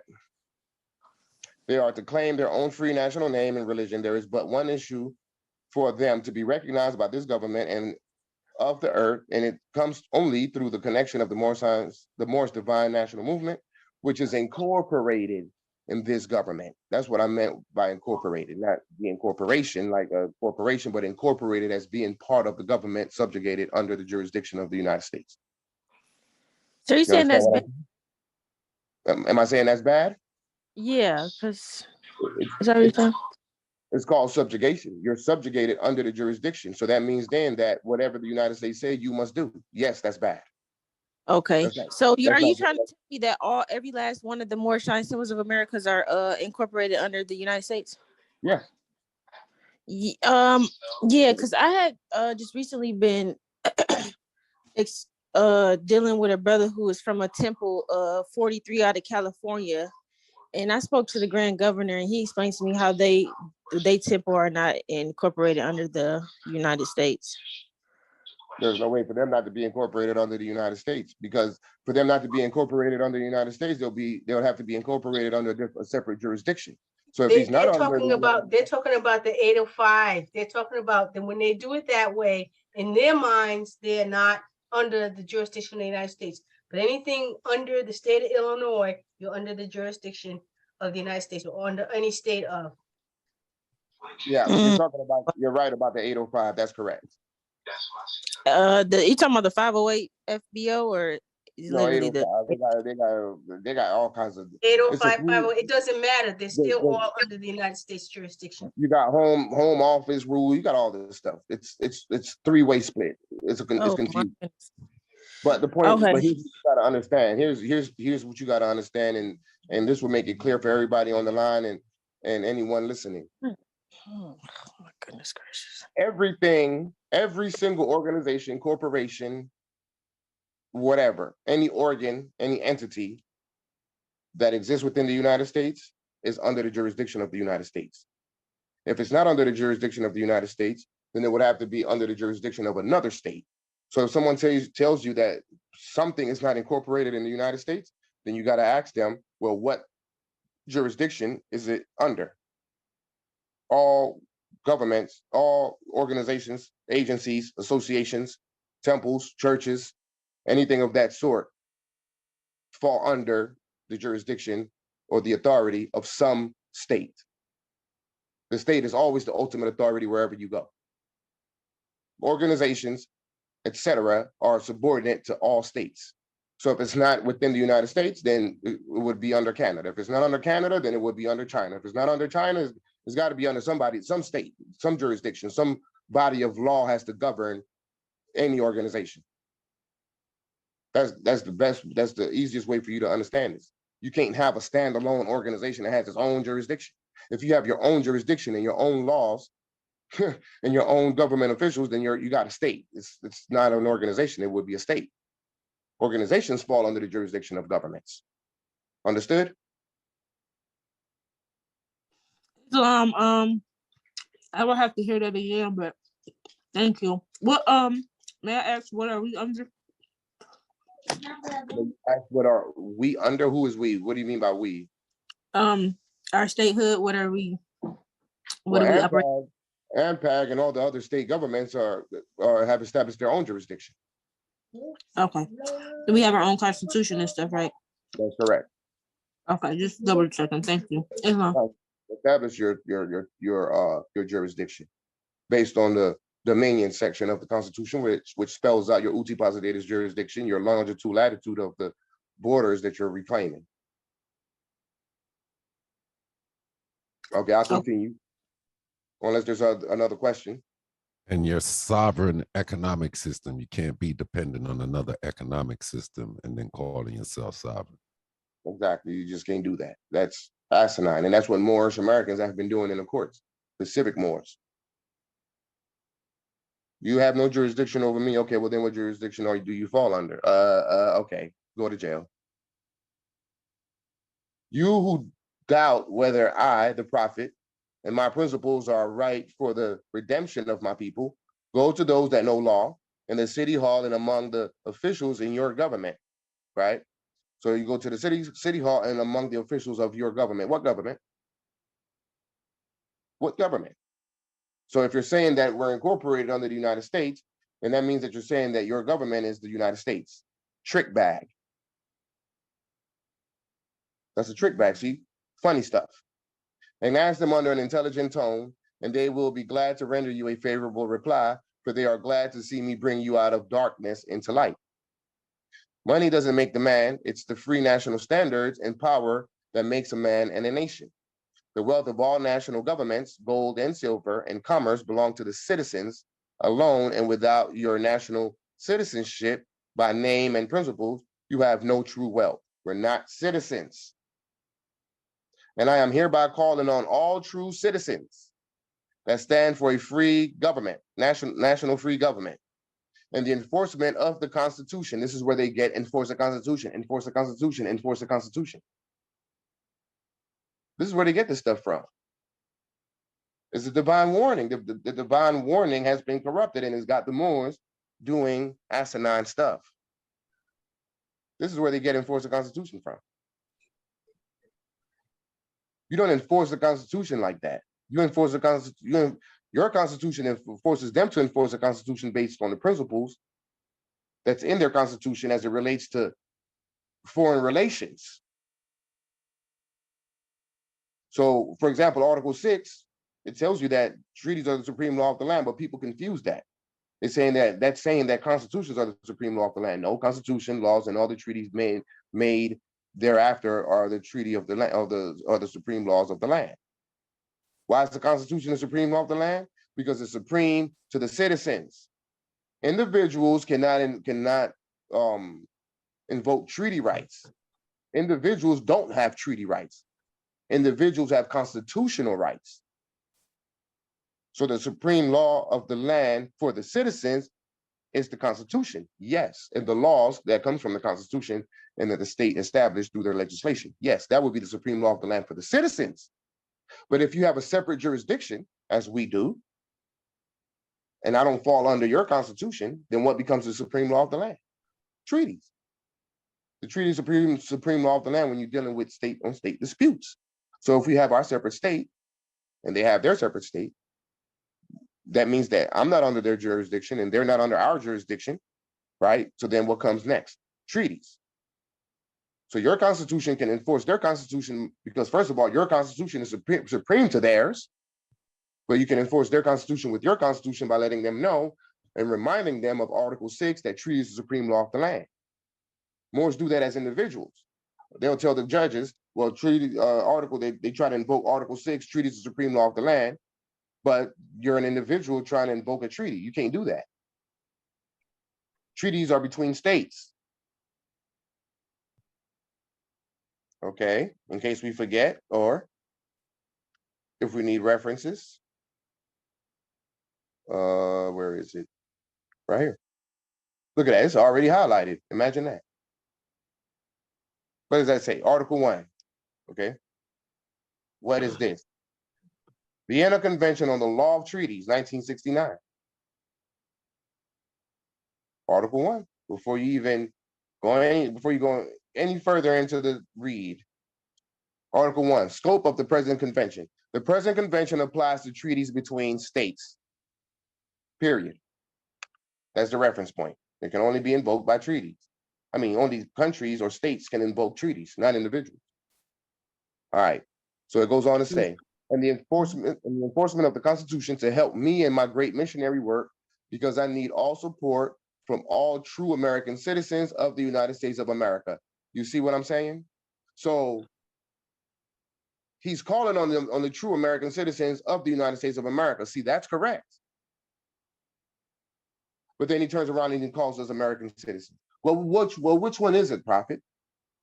Which one did you say, sir? Are we or are we not American citizens? I'm confused. Islam. Yes. And citizen means to sit in sin. And if he's delivering us from sin, you wouldn't be teaching us to sit in sin. Well, here you go. I ain't never heard that one before. That's a good one. That's what citizens stand for, sit in sin. That's what isn't that what Moore's been doing? Sitting and sinning. But isn't sin also considered ignorance? That it's considered ignorance. It's considered passive inactivity. right? You're just sitting. That's exactly what Moors are doing, just sitting. They didn't move the movement forward, not at least through the Moor Science Temple of America. Islam, brother, they're too humble. And I would challenge anyone to look up that word, humble. Islam shall do. We'll do that in a second after we get into, remember that for the discussion. I don't want to deviate right now. But this is what gave Tariq Bey the notoriety that he had, because it appeared as though he tried to move the movement forward, right? During the time of the Prophet, there was no driver's license issues because there were no driver's license. There was no birth certificates. 1933 hadn't happened yet, right? So the ideology that Taj brought was based in today's time, because at the time of the Prophet, these things didn't exist. So that's a concept in itself of moving the movement forward. Was it an incompetent solution? Yes, it was. It got a lot of people in trouble, but it was still a forward movement, even though it wasn't a successful forward movement. It was still a forward movement because it dealt with principles of the time that we're in, and that's what gave him the notoriety that he gained. Right, but all through his literature, you will find contradictive stuff. Just like you couldn't have said both. That doesn't make sense. So let's continue. Help me to save my people who have fallen from the constitutional laws of government. That's true. But it doesn't mean that we fell from their constitution. Constitutional law of government, period. So what we're doing now by enacting constitutions, that's coming back into constitutional laws of government. It doesn't mean enforce their constitution. You're not coming into constitutional laws of government by enforcing their constitution. How about you write your own constitution and enforce that along with the treaties up against the colonists? That's the idea. I am dependent on your support to get them back to the constitutional fold again, that they will learn. So he's talking to somebody. He's talking to the American citizens, because it's in like manner. You all sought our assistance in 1787, right? We recognized you. We assisted you by recognizing your state as the United States of America, gave you the 13 colonies, that strip of land, so you can do commerce and pay taxes. Well, the clock of destiny has been ticking. It's your turn now to help us come back into the constitutional fold of government. That's essentially what the prophet is saying right here. But you'll see the back and forth. One moment he's calling them American citizens, and the other he's calling us American citizens. Well, we can't do it. We gotta be clear here. I'm dependent on your support to get them back to the constitutional fold again, that they will learn to love instead of hate, and will live according to love, truth, peace, freedom, and justice, supporting our free national constitution. You see what I'm saying? Supporting our free national constitution of the United States of America. Really? You see? You can pick up on it once you understand, once you have the proper context and concept of what this is. That's not our free national constitution. That's their free national constitution that identifies them as American citizens. That's their free national name. We're not American citizens. We're Moroccans. That's our free national name. Therefore, that cannot be our free national constitution. Funny stuff. Funny stuff. I love my people, and I desire their unity and mind back to their own national and divine standard. That's what we have done. We are back into our own national and divine standard by establishing our own states. Because day by day, they have been violating the national and constitutional laws of their government by claiming names and principles that are unconstitutional. What you mean by their government? What is our government? Are you referring to the United States? You see why the Moors think that the United States of America belongs to them? The divine warning. It's put us in a horrible trick bag. If Italians, Greeks, English, Chinese, Japanese, Turks, and Arabians are forced to proclaim their free national name and religion before the constitutional government of the United States of America, it is more than right that the law should be enforced upon all other American citizens alike. So he's calling us American citizens again, saying that we should be doing that also. We should be proclaiming our free national name before the United States of America. Funny stuff. In all other governments, when a man is born and raised there and asks for his national descent name, and if he fails to give it, he is misused, imprisoned, or exiled. Any group of people that fail to answer up to the constitutional standards of law by name and principle, because to be a citizen of any government, you must claim your national descent name, because they place their trust upon issue and names formed by their forefathers. So you see a web of deception there. Truth and falsehood is strangely mixed. This is confusing. Are you talking about their government? Are you talking about our government? What is our government? What do we're not citizens. But a lot of what he's saying here is true. Any group of people that fail to answer up to the constitutional standard of law by name and principles, right? So if you got your constitution and you keep calling yourself Negro, black, colors, and your constitution is saying that you're Moroccan, this is what the prophet is talking about. Or whoever wrote this. The word Negro alludes in the Latin language to the word nigger, the same as the word colored alludes to anything that is painted, varnished, and dyed. And every nation must bear a national descent name of their forefathers, Moroccan. So if you're telling us that we're American citizens, that's not the name of our foremothers and forefathers.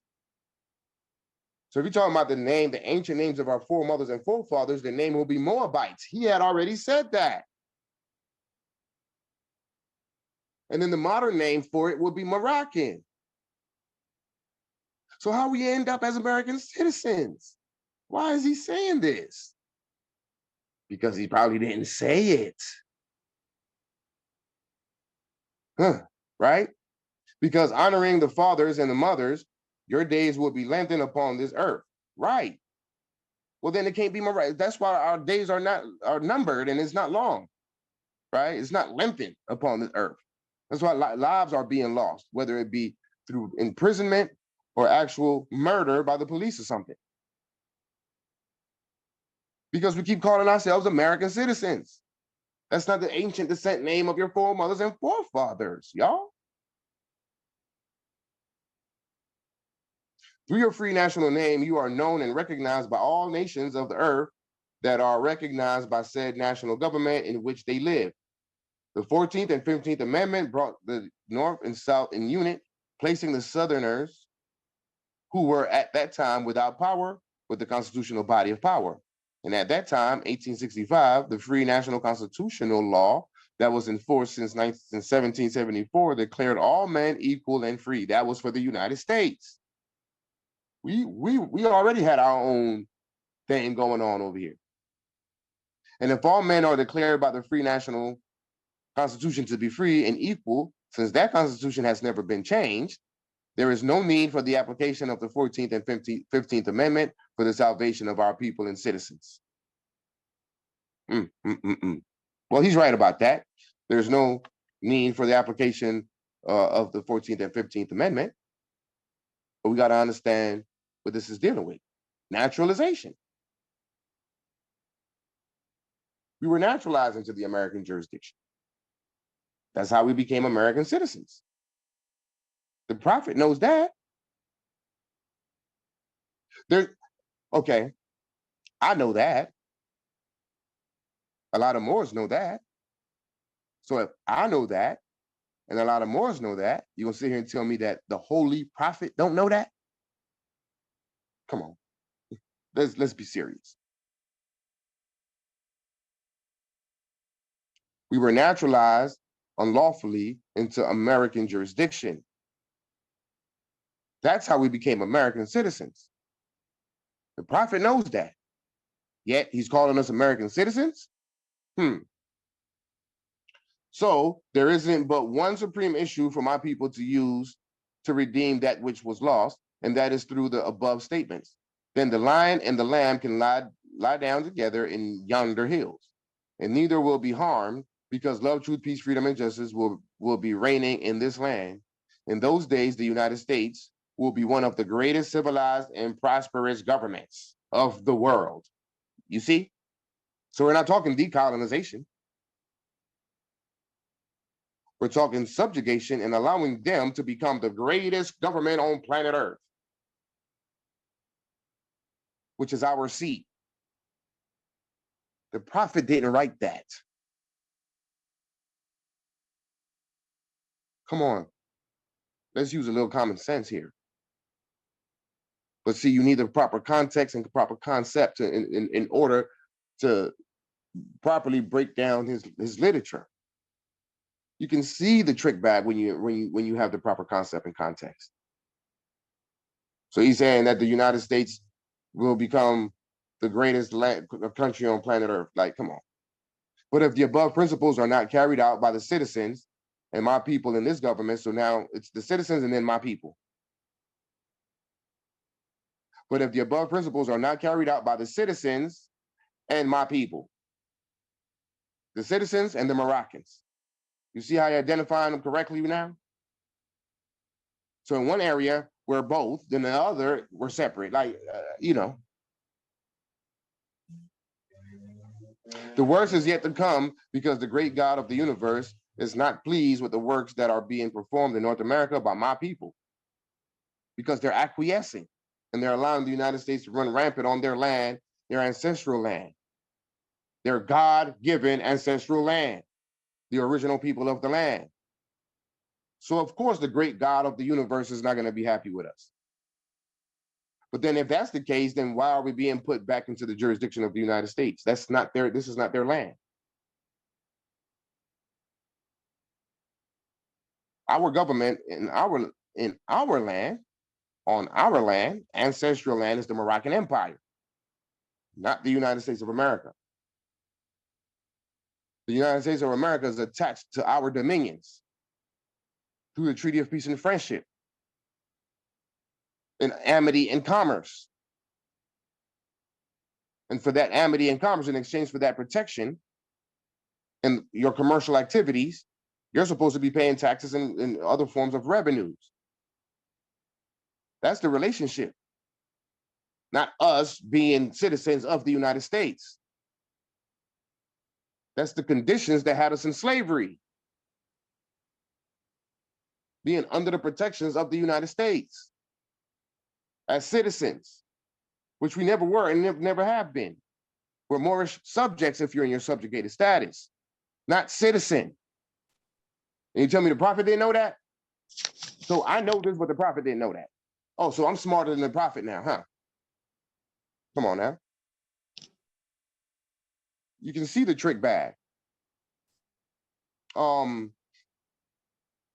it says, not pleased with the works that are being performed in North America by my people. And this great sin must be removed from the land to save it from enormous earthquake, disease, etc. And now the prophet do hereby believe that this administration of the government, being more wisely prepared by more genius citizens than believe in their free national constitution, so that's their free national constitution and laws, and through the help of such classes of citizens, I, the prophet, truly believe that my people will find the true and divine way of their forefathers. Yes, that's true, because we did finally find our true and divine ways of our foremothers and forefathers, which is Moroccan law, the supreme law of the land, and learn to stop serving carnal customs and merely ideas of man that have never done them any good, but have always harmed them. And here we are again doing that.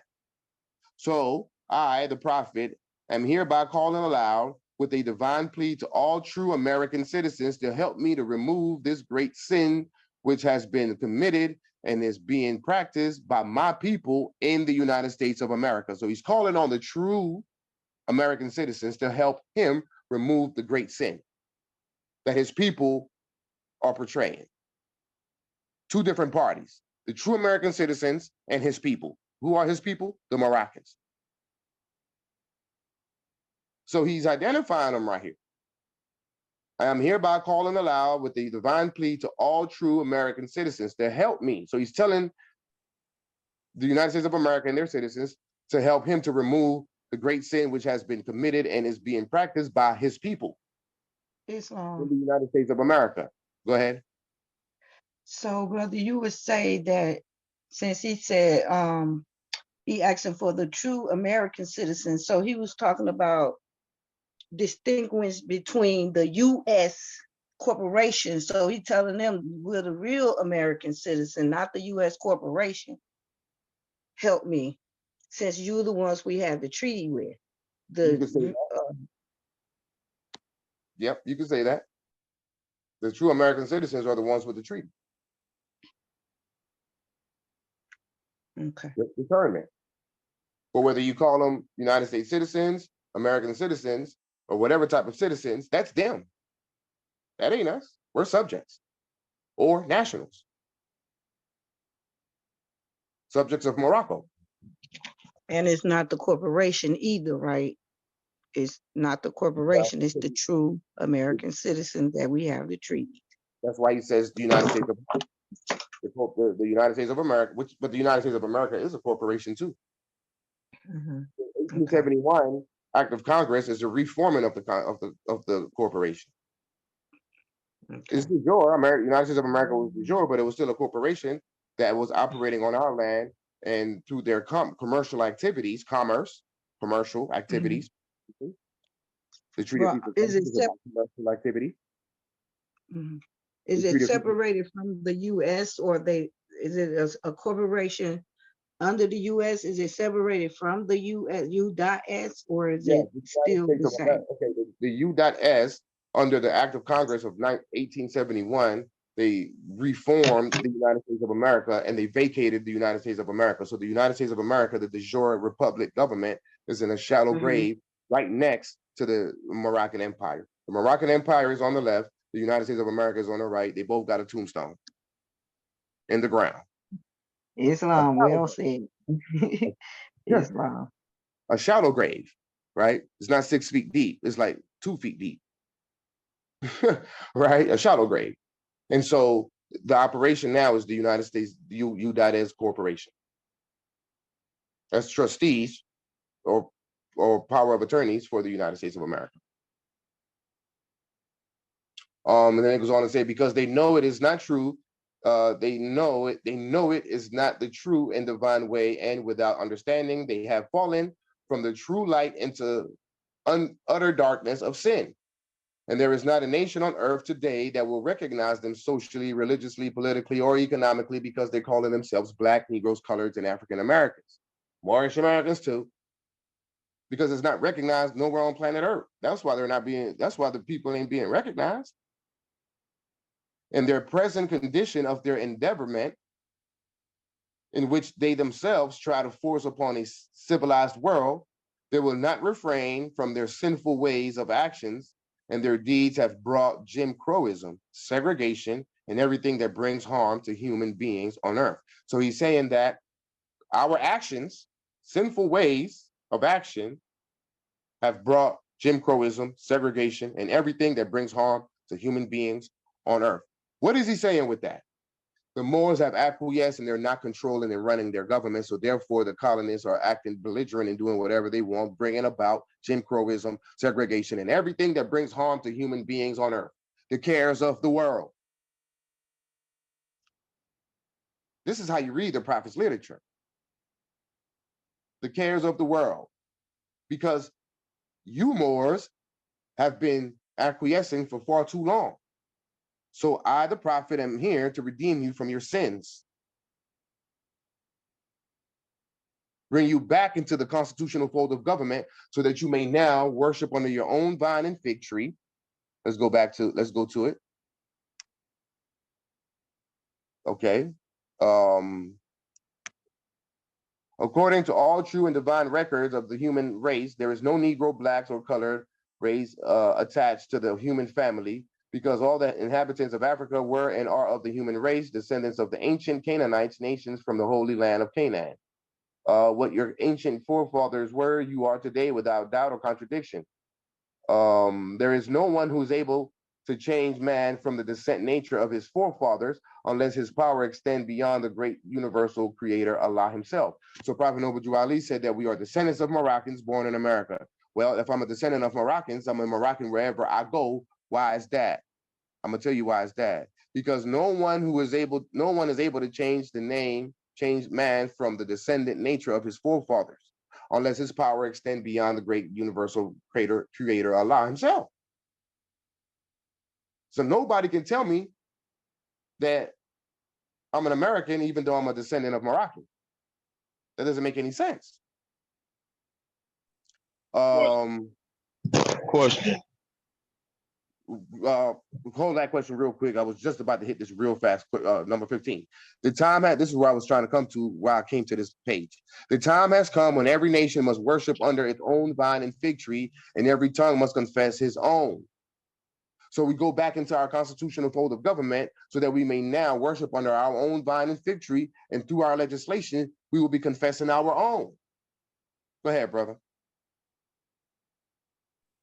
What was the year that warning to the nation written? What year was that? Let's go back and see. Where was that? Where was that? Up here. Should be at the top. I don't know. But I think it's in the 1928, 1929. It's not on this particular document. I think it was 1928. Why you ask? Well, because it was written post 1913, so the prophet would have known about the well, he would have automatically known about 1871. Yeah. And then 1913, and then I guess his demise came prior. In other words, prior to the Depression. He left the Earth plane prior to the Depression, correct? 1933. I'm talking about the prophet left the Earth plane. What Yes, year? I know. The Depression was in 1933. 1929. 1929. Yeah, he was patent. Well, he was murdered in 1929, but the Depression took place in 1933. I thought the Depression was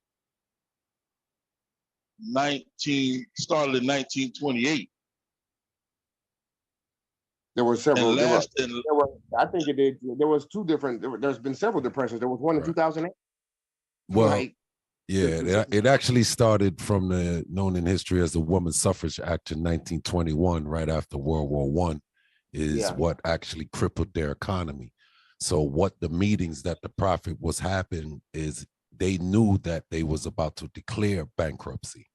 That's why there were discussions about, what symbology was going to be placed on that note, because there was going to be, upcoming calling their, what they say, their bankruptcy, declaring it for the public record.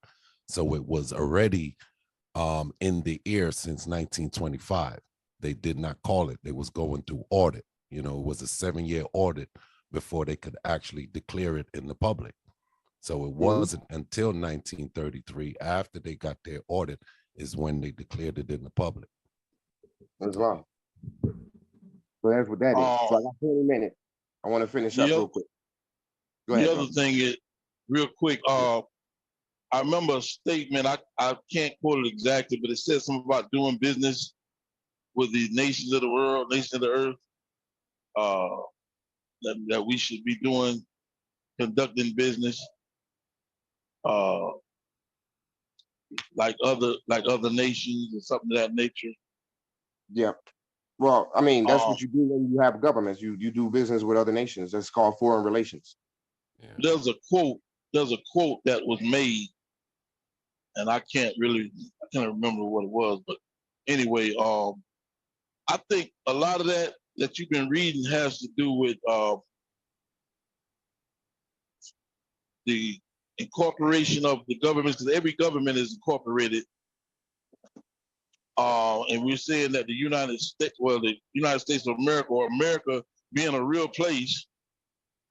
America is not a real place. America is a fiction. It's a fantasy. It's an illusion. The real place is Morocco.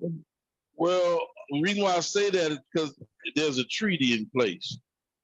Yeah, but that treaty is with the United States of America and Morocco, right? But Morocco is the dominant party, and the land is the dominant land. Is the land? The land is Morocco, right? Well, but the point that I'm making is, Morocco being a real place would not make a treaty with a fictitious government. Well, I'm not saying that the United States of America was fictitious, but it's not the. But you said that America is a real place. I'm correcting you and saying no. Morocco is the real place. Well, I get that, but I mean, I thought that the dominions, he thanked them for the dominions in the letter, saying that, to me, I'm thinking that America is a real place. In other words, two jurisdictions. Islam did was it's America business, and they're able to utilize the land for commerce only. It wasn't registering the land as America. It was registering a business as America on Morocco. Right. And that was in the 10-mile square as well. No more than a 10-mile square. Well, that came afterwards. Can we get one mic, please, guys? Let's let one person finish, and then we'll let someone else speak after that. Thank you. But actually, let me finish this lesson real quick. So it goes on to say, and they fault the Southerners for all these great misuses, but I have traveled in the South and have examined conditions there, and it is the works of my people continuously practicing the things which bring dishonor, disgrace, and disrespect to any nation that lives the life. And I am hereby calling on all true American citizens for formal support and finance. So he's been calling on all true American citizens. He's been calling on them over and over in this document. And I am hereby calling on all true American citizens for formal support and finance to help me in my great missionary work to bring my people out of darkness into marvelous light. So he ended it by identifying two separate parties.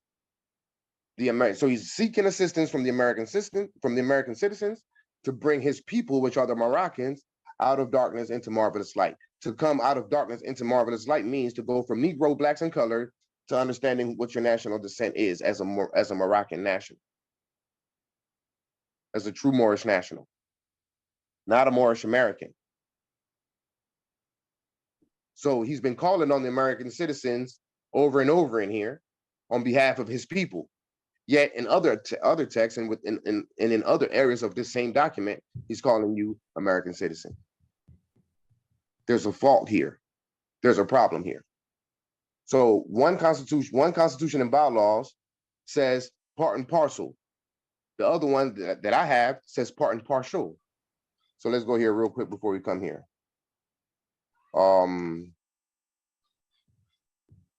As they were breaking down in this article, where is it? Where is it? There it is. Let me highlight it.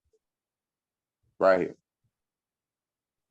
So it says the original divine constitution of the Moorish Holy Temple of Science states the legal term part and parcel. The altered divine constitution of the Moorish Science Temple of America reads part and partial. Okay. So what does part and parcel mean? Simple. An essential or integral component. So if we're part and parcel of this said government, and he's saying that we are an essential or integral component to the United States government. That's what he says in the divine constitution. But mine says partial. I tried to look up partial. I put part and parcel or part and partial. If you look at the results, if something is part and parcel of an experience, it is necessary part of that experience and cannot be avoided. Stress is part and parcel of the job. So all you see here, I put part and partial, and all you see is part and parcel, part and parcel, part and parcel, part and parcel. How to use part and parcel correctly, part and parcel. In other words, the term part and partial doesn't exist. It's not part of the language. Let's take this off. And let's just say part and parcel by itself. Go ahead, brother. What you saying? Islam. I would think that one would have to do with the land and the other would have to do with jurisdiction. No, the other one don't have to do anything with nothing because it's not grammatically correct. It's not part of the language. Nothing is part and partial to nothing. Parcel, part and parcel deals with the land. That's why it's parcel, a parcel of land. But if I'm looking up part and partial, I couldn't find anything for part and parcel. Partial, I should say. You see, was it including results for part and parcel? It's trying to force you into looking up part and parcel. So they look at all the results. Part and parcel definition. Part and parcel of the definition. Part and parcel. That's the only thing that comes up. Part and parcel don't come up. It's not used. But it's in the but it's in the Constitution and bylaws, though. That's an important document. The divine Constitution and bylaws, which, by the way, is limited to the temple. It's just the Constitution for the temple as an organization. But the fact still remains. If they remove if they remove part and parcel and they replace it with part and partial, that proves the corruption. It proves the infiltration. That's the purpose in this class, to show and prove the corruption of the prophet's literature. You have to study his literature and his information with discernment. You can't just go based on face value because it's the prophet. And it's not to say that the prophet wasn't right, because when you study international law and the history surrounding the law and the parties involved in the history, he was on point. But then with that same concept and understanding, you also see the trick bag. So if we're talking about the Moorish Temple of America between the years 1913 and 1928, you got me there. We're good. The prophet was overseeing it. We're good. But anything thereafter, post 1929, we got a problem, Captain.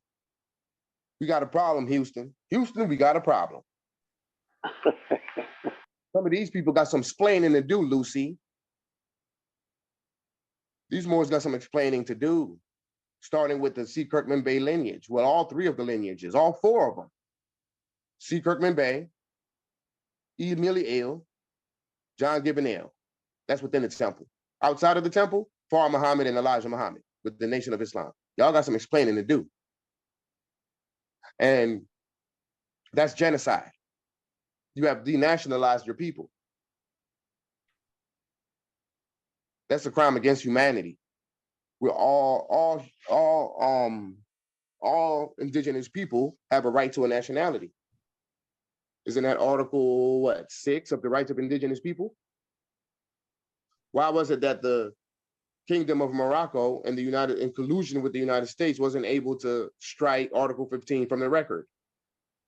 Because it's genocide. It's a crime against humanity. So what? So we're supposed to let these people slide because they look like us? The Moorish American Society of Philadelphia, with their speedy Americanization of these former Moors. The entire movement is the speedy Americanization of the Moors, of the Moroccans. They have turned us they moved us out of our place as Moroccans, brought back into American jurisdiction and mindset. More importantly, mindset. Because we hold on to that. We're strong with that. We stand our square on that. This is America. We are Americans.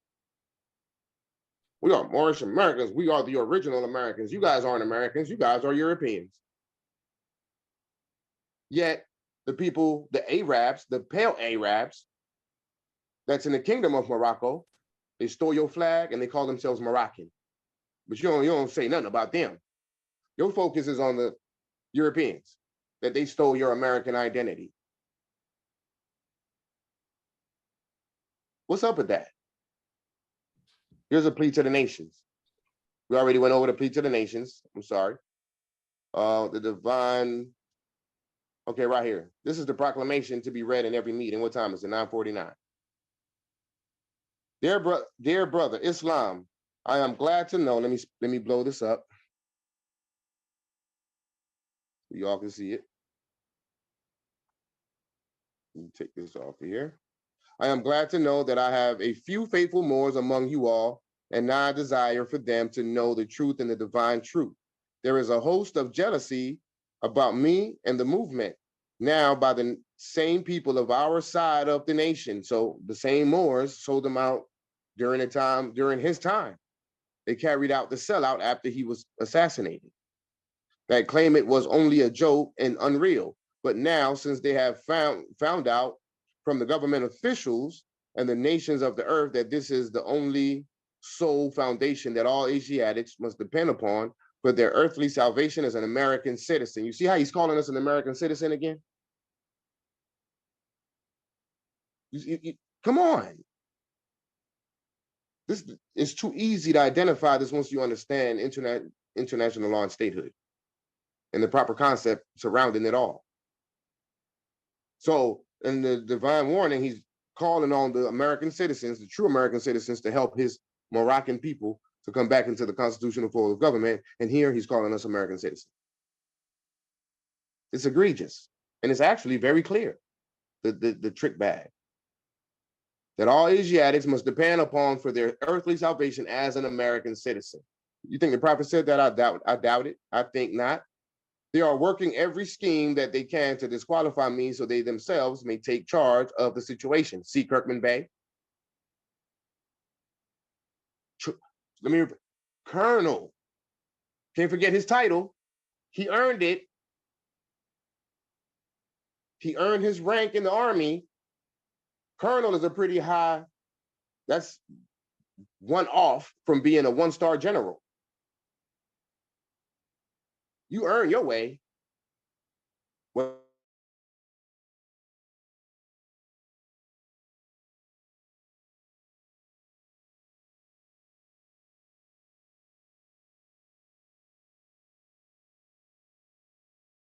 excellent jobs and moved up the ranks up to colonel. Recruited by J. Edgar Hoover to go into the temple, right? And set us astray. It's egregious. I have notified all these things to you long ago in the past. It is so it's been going on for some time now. Long ago in the past, I have notified all these things to you long ago in the past. So he's been getting sold out since the time that he was even around. It is through the faithful Moors that it is through the faithful Moors that contribute to the movement and uplifting funds, the one that paid their divine respect to me, and the movement will be remembered. That is why I'm calling upon all faithful Moors to increase their faithfulness to me, your prophet, and your divine Moorish movement. That seems like that sounds cultish, right? I need finance and I need it bad. Right, so this is how Moors this is how Moors talk nowadays. They need money bad, or they keep selling you packages. So that's suspect to me. I ain't even gonna lie to you. Never before have I needed finance as badly as I do at present, that I may shove aside the discord that is facing the nation. It all comes through jealousy because of my fame and nobility. The nations of the world will not recognize the movement without me, the prophet, being the head. It has been proven by my work in which I have performed in the last few months, because I was at the governor's inauguration to represent the Moors Divine and National Movement, and I will be at the inauguration of President Hoover for the same cause. So he's just going, he's going around the United States just electing people, which we know that was the case, right? What was that guy? Alderman something. Became some governor or mayor, actually, of Chicago. He got him in office. All the Moors came in and voted him in. So it's showing you the power of the vote, the collective power of a vote. Problem is that the national vote the people don't exactly elect the president. It's the electoral college, right? And there's a process and principles behind why the electoral college is even in existence, and the purpose in it is to balance out the big states like Texas versus a smaller state like let's say Delaware. But on a local level, you can influence the votes. Fair enough, that's true. But the question is, should we continue voting them in, or even our own people in, to the United States government? Or should we establish our separate jurisdiction under the Moroccan Empire so that we can now identify the two separate jurisdictions? What do you all think? Should we be voting people in, voting Albayans or even Moors in to operate the government of the United States, or should we establish our separate jurisdiction under the Moroccan Empire with authority over the United States? What do you all think makes more sense? Well, if I may be able to interject, peace and love to everybody. A couple points. One, when you read the first letter that you read, the one to the nation, you listen to his plea to the true Americans, and it causes me to think about the language that's in the United Nations Declarations of Rights of Indigenous People and the American Declaration of Rights of Indigenous People. And it seems that they're answering his plea, because a couple of those articles, it talks about the states assisting those Moors who would seek statehood or who began to form their states. So, so when you read it, because I know there's a whereas, it says, let's see, Article 17, states shall in consultation and in cooperation with indigenous people take specific measures. Then it says in Article 15, states shall take effective measures in consultation and in cooperation with indigenous peoples concerned to combat prejudice and eliminate, and it goes on.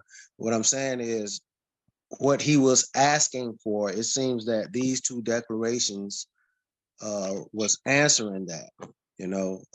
And then when you start, it's the first time I really heard it taught the way you're teaching it, but I know in the Treaty of Peace and Friendship and in these declarations, I've read somewhere where if the nations were to vote, they were voting as a nation as it pertained to their survival within the conquerors. And I know I'm paraphrasing, but I know I've read that somewhere. Maybe someone can pick up and explain it a little better. But I'm going to yield and just say great teaching, and I'm really getting some out of this tonight. Islam, brother. Islam, brother, I appreciate that. Gratitude to you, and I'm glad you made that point, because that's where I was going to go with it. And I forgot about it, and you brought it back to my attention. That's why I had this pulled up.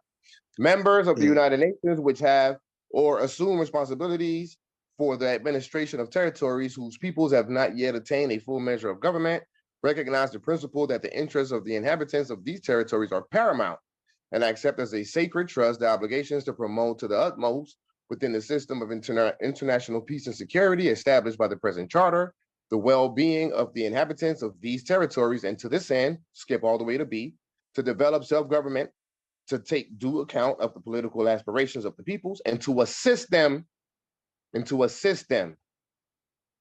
that's the key.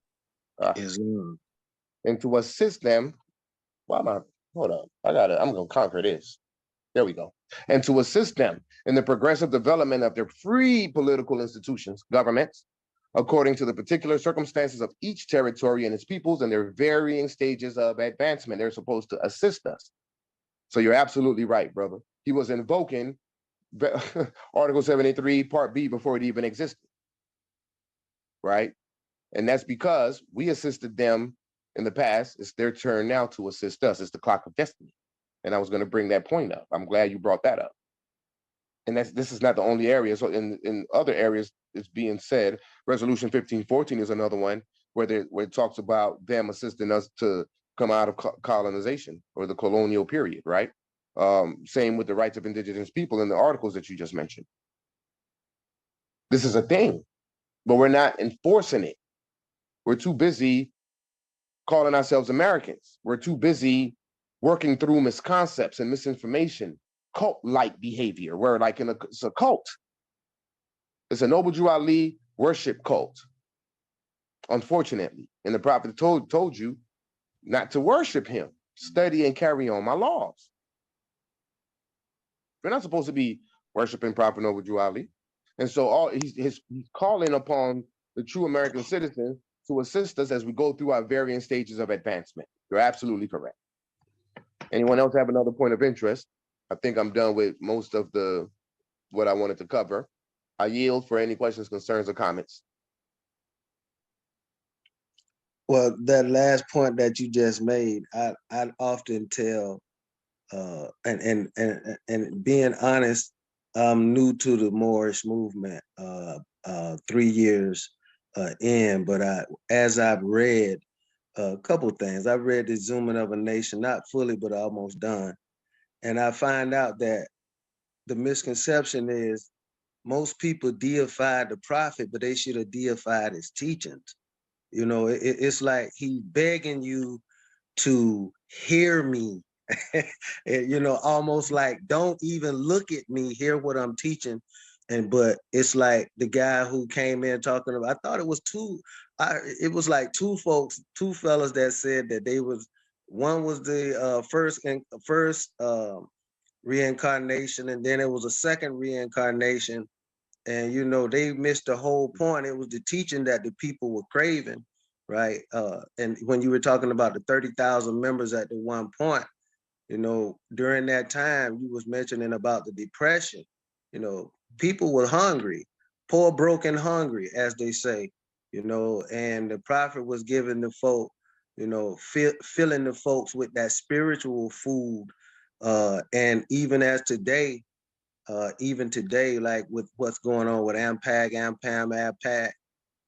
AMPAG, you know, it's the spiritual aspect of, you know, feeding the people. What you're doing right now and parsing, you use the word parcel, and parsing this, you know, I think that definition said that parcel was something that was dependent on another thing, couldn't be without one thing, paraphrasing. But this teaching that you're giving, yeah, there it is. And an essential or integral component, right? And this teaching, you know, this going back and forth, this putting this truth in front of the people is part and parcel to this movement, to learning how to do this government, and reading these treaties. So and I'm going to yield on that, but I appreciate the opportunity to speak. Islam, good brother. I appreciate you. And like all of our Moroccan state governments are this definition right here. We are part and parcel. But what are we part and parcel to? The Moroccan Empire. That's why we fly both flags. And we put the Moroccan flag on the dominant position because all of our states are subordinate to the empire. And that's not limited to our states. That's every country on planet Earth is subordinate to the empire. So the flag of, I don't know, Chile is part and parcel to the Moroccan Empire. And that's just the bottom line. When the prophet says, children, you are plainly rich, right? Where you get that from? Right here. Let's go to the chapters. What does chapter 1 say? Children, you are plainly rich, okay? A declaration relative to the organization of the police and the military, right? A regulation concerning the detection and repression of the contraband of arms. an act of concession for a Moroccan state bank, a declaration concerning a better return of taxes and the creation of new revenues. Children, you are plainly rich. A regulation concerning the customs of the empire and the repression of fraud and smuggling. That's dealing with the ports and the revenues and taxation that comes from controlling the ports. And then finally, a declaration relative to public services, and the public works. That's the great enterprise. Let's look up great enterprise. When you do Control F, there it is right there. Article 106. In case the Sharifian government should invoke the aid of foreign capital or foreign, now it says the Sharifian government. So there's three identifiers in the treaty as it relates to us as a people, as it relates to the empire, three of them. They call it the Sharifian Empire, the Moroccan Empire, and the Moorish Empire. In case the Sharifian government, and they also say Sharifian authorities. Where do I see that at? Let's go to it real quick, because it's right up the street. It's right up the street, right here, 102. Every confiscation, fine, or penalty must be imposed on foreigners by consular jurisdiction and on Moorish subjects by Sharifian jurisdiction. Authorities, jurisdiction, same difference, right? Okay. So it says, in case the Sharifian government should invoke the aid of foreign capital or foreign industry for the working of public services or for the operation of public works, roads, railways, ports, telegraphs, and other public works, the signatory powers reserved to themselves the right to see to it that the authority of the state over these, what state? The Moroccan state, over these great enterprises of general interest remains entire. This is a great enterprise. So where did he get children you are plainly rich from? I mean, the prophet wasn't, he was born a genius, no doubt, but he didn't, even geniuses got to learn. You're not born knowing it all, right? So he was trained overseas. We just went over that. We also made the point, let's go back real quick to the rudder and sextant, in case you guys aren't familiar. Let me look for the rudder and sextant so we can show you what a prophet is. Where is it? All right, let's see. Okay, these are the titles. Nabi, Caliph, Sultan, right? Ruler, Qazi, Wazir al-Ray, Sutra, Razum. Where's the prophet at? There you go. So the Nabi is the prophet, a prophet, one who has received direct inspiration to the mind or by divine impression upon the heart. A messenger, or one who has received a book or inspiration to transmit it to the people. So that's what the prophet is. It's a Nabi. That's what they say. This says that it's a Nabi. In our state, the Nabi is something different. But that's what a prophet is. And the prophet falls under the Sultan, a word used for ruler or king. Its literal meaning is strength or might. Right? So the prophet is a government office that's subordinate to the Sultan. On the inside of the circle 7, if he's the Sultan at the time, which was 1913, then who enacted the Act of Algeciras, which was just basically what, 7 years earlier? That same Sultan. Sultan Abdulaziz was the Sultan at the time of the Act of Algeciras. The prophet was around. The prophet got him on the circle 7, inside the circle 7 Quran. You're going to sit here and tell me that the prophet didn't know about the Treaty of Madrid, Act of Algeciras? I know about the Act of Algeciras. Y'all now know about the Act of Algeciras. What makes us any special than the prophet? And he was a prophet, a government official within the Empire of Morocco. He was 6 years old when the Treaty of Madrid came out. Let's go look real quick as we get ready to close out. Let's look real quick. Let's see if we can come up. I want a good picture of 101s for Moorish Americans. Let's look at the 101s. Look at an image.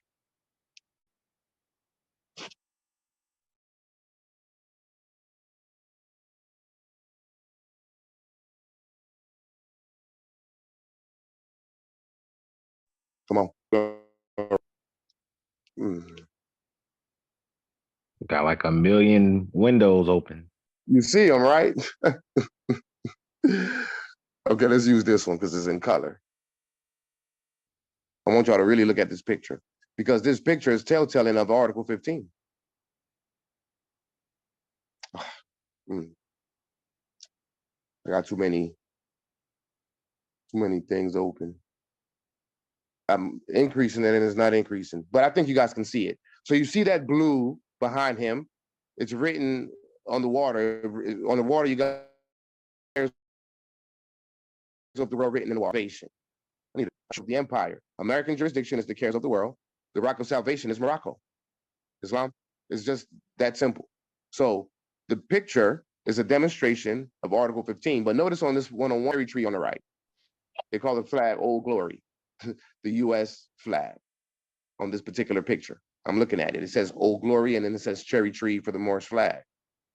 But anyway, you see the presentation. You see the demonstration. He's stepping out of the cares of the world onto the rock of salvation. That is choosing between entire submission to the laws of the empire. That's Article 15 of the Treaty of Madrid. The prophet knew about the treaties. He knew about the international aspect to our salvation. This is what I believe was removed from the temples and what was inserted into the literature. Anything dealing with the Americanization of the Moors. That's why you see all this American stuff, right? American citizen, descendants of Moroccans born in America. This organization is incorporated in the United States of America. All that kind of stuff. Anything to put us back into the jurisdiction of the United States and as an American citizen, keeping us in a naturalized status mentally, in particular, is what was replaced. Who knows for a fact that during the time of the prophet there was such a thing as a Adam's chamber?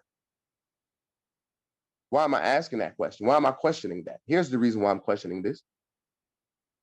And if I'm incorrect, anyone please correct me, or please chime in and correct me. The prophet is known for when he showed up to unveil all the secrets. Since the presence of the prophet, there's supposedly no more secrets. That's why when we put our hand over our heart, it goes outside the breast coat, revealing the hand. The secret society. Just a quick notice, Wazir, it's 10:16. Islam, sister, appreciate it. We got 15 minutes. The secret societies, when they put their hands over their heart, they put it inside the breast coat, hiding the hand. It's called the hidden hand. So the prophet came to reveal the secrets. So if the prophet came to reveal the secrets, then why would he have a secret organization within the temple that you have to go through whatever degrees to get to the Adam's chamber, so you can now have access to the secret information that only a few are allowed to have? What sense does that make? If you came to unveil the secrets, then there shouldn't be no secrets within the temple. But there's secrets within the temple. It's called the Adam's chamber. It's just my personal opinion that was incorporated after the prophet was assassinated as part of the great sellout, amongst many other things. I yield for any questions, concerns before we close out. We only got 15 minutes. To say Araha don't play, she's serious about the time. I'm the one who's lenient. It'll go till 1 o'clock in the morning if I had it my way. So I yield for any questions, concerns before we close out. Islam. I just want to say you did a wonderful job. Islam Wazir, I appreciate you, good brother, and I can't wait to have you as part of the regional council. I'm on my way. Yeah, I know. I know that. That's right. It was excellent, an excellent job, well done. Specifically for the Sierra Sister Makara, she was steadfast, she was strong, she held it down. It's not easy. It's not easy going through the disputes that you guys had went through. But while you were going through your disputes, you continue showing up to the class. As versus others that we know out here in the world who had disputes and issues, but they stopped showing up. They went dark. They isolated themselves, only to come back later only to come back later and still not have not done the things the right way as they're supposed to. And then you come to find out that one of their government officials is selling packages and selling consultations for $35 for a half an hour. Brother told me, he said, man, I'm glad I'm talking to you, man, because I don't feel rushed off the phone talking to you. Yes, you don't. But that brother was complaining that that person would send them to us when he calls that person to gain the remedy from the package that was purchased and didn't work. Oh, just go call AMPAG and call AMPAG. They'll take care of it. No, stop doing that. I had to deal with that individual. But I digress. My credit was to you all for the job well done and still continue to show up, even though you were going through your dispute. So we are definitely anxious to recognize you because it shows something about you all. And by the way, 2 of your 3 branches are matriarchs as well. And that's beautiful. So you got your Sarah, and then you've got your Chief Kazi, which is also a matriarch, and then you, good brother, as the head of state. And so you guys are an excellent group of people. You got Brother Watley over there. He's an excellent Moor as well, competent Moor. So you guys gonna be all right, man. So I can't wait to recognize you all. Once you guys finish checking the boxes for integrity of domains, immediately you will receive our recognition letter. AMPAM, mine is on the way. I'm sorry, I'm really busy. I'm caught up. I was trying to finish up certain things, especially like this the one-on-one questions for the Moroccan nationals of our state, so they can have a guide to erudite, a guide of erudition to erudite themselves on what international law is, who and what our state is and not, or not is, etc. But yours will be out in the mail very soon, AMPAM. And I look forward to recognizing DMT as well. Islam, I yield for any further questions or concerns. Regarding the recognition, all I have to do is send the Excel to Nova, is that right? Yes. Nova straight with that Excel, with the merge, the mail merge and all that good stuff to get you guys caught up pretty fast. All right. Oh, I already did all that. I mean, just the verification that it was done. Oh, excellent. Yeah. Well, Nova will let us know. All right, no problem. Did you answer the phone? No, I did not. I also want to say, I was trying to. I was like, I appreciate it, Abdul. Man, when it comes to this government, what I've been through in my life, like it does mean so much more to me than just like something that I'm doing. I really believe this is my purpose based on my background. I didn't come up in none of this information like anyone. I was, the system really got a hold of me. But for me to come from where I come from, to be in this position, to be around the intelligent people, that I'm blessed to be able to pick up a phone and call or, be on a Zoom with, it means so much to me. And for you just to recognize, what we're doing, we don't even look at it like that. We just feel like we taking care of our business because this would need to be done.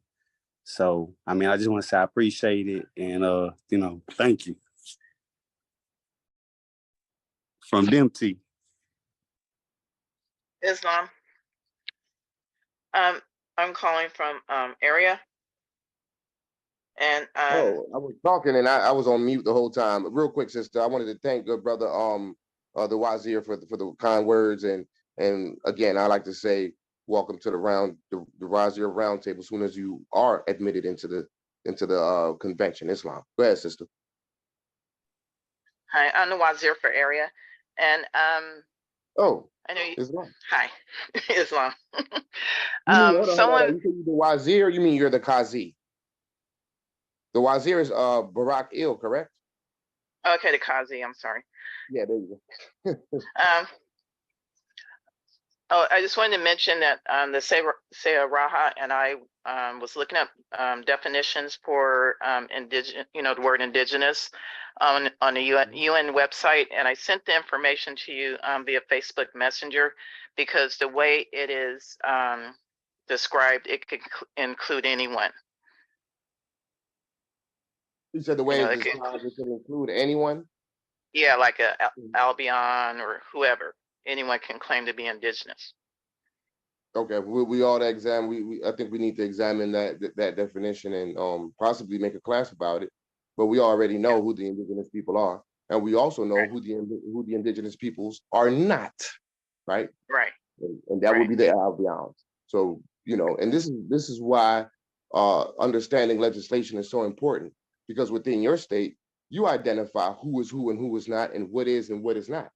So if in the American, let's say for example in the American jurisdiction, this is just semantics and it doesn't work and it doesn't make a difference, but let's just use it as an example. Let's say in an American jurisdiction, traveling gets you off from getting tickets, while saying driving causes you to accept the jurisdiction where you will get a ticket, right? That is very asinine and nonsensical, but let's assume that to be the case. Well, then in your jurisdiction, you identify what driving and versus what traveling is, what conveyance versus vehicle is, etc. Which means then that you get to identify who is an indigenous person, or who are the indigenous peoples and who is not. That's the power of our states and the power of Moroccan law and the power of our legislation. So let's keep that in mind. Islam? Islam. Yeah, I know we could change the laws to that will represent us. Exactly. You identify through your legislation. Everything starts with legislation. Your first legislation was your constitution. It all starts with legislation, your laws. You got every tongue must confess its own. That's legislation, your own laws. And by the way, y'all got I'm mad. I feel some type of way with that seal y'all got. What a hell of a seal y'all got, man. Y'all seal is winning. And your flag too. Excellent work, y'all. And I also like your website. Nice website you guys got. Nice and clean and sharp. But of course, the good brother Hakeem Bey put it together. Anyone who's on the line who needs assistance from Hakeem Bey to create your flag and seal, and maybe even your website, just go to HakeemBey.com. HakeemBey.com, and it's spelled HakeemBey.com. And he'll be able to set you straight at a very affordable and reasonable price. Islam.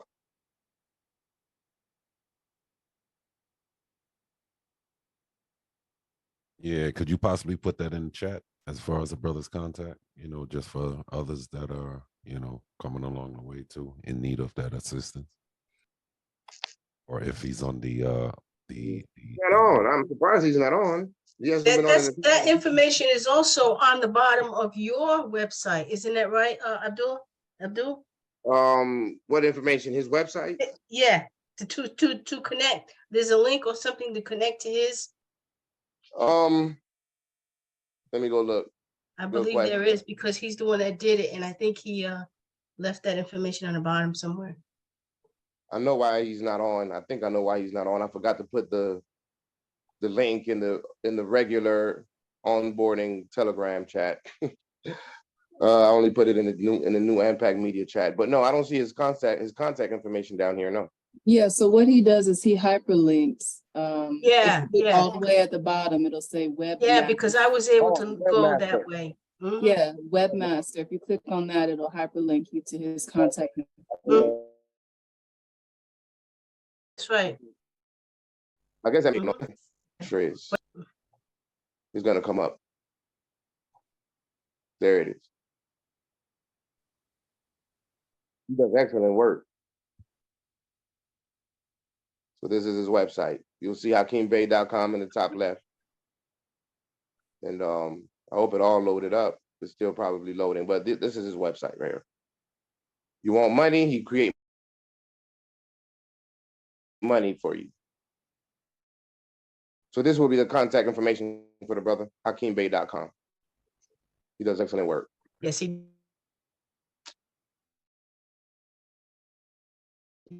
does. Yes, he does. His website is still loading up. I don't know what's going on. Let me see.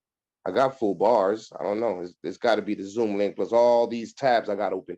But these tabs are important because it's the reference points, and I got to click away When to get you all to my computer does the same thing, Abdul. And when you have a lot open, that's eating up memory because it needs that memory to hold those pages open. That's right. And then plus I got the Zoom link open. The Zoom, that's not helping. So that's what's going on. You also need.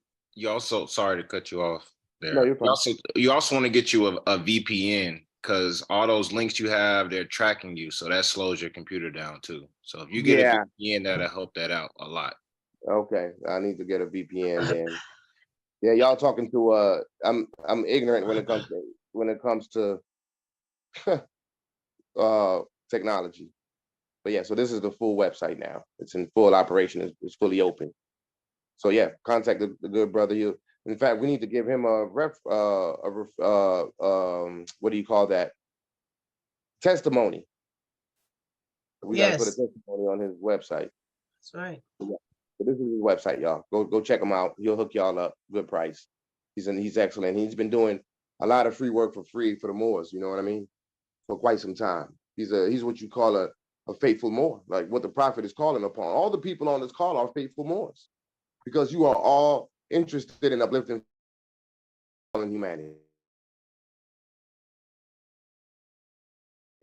On the love have, that's where we identify who we are as a people, in terms of our loyalty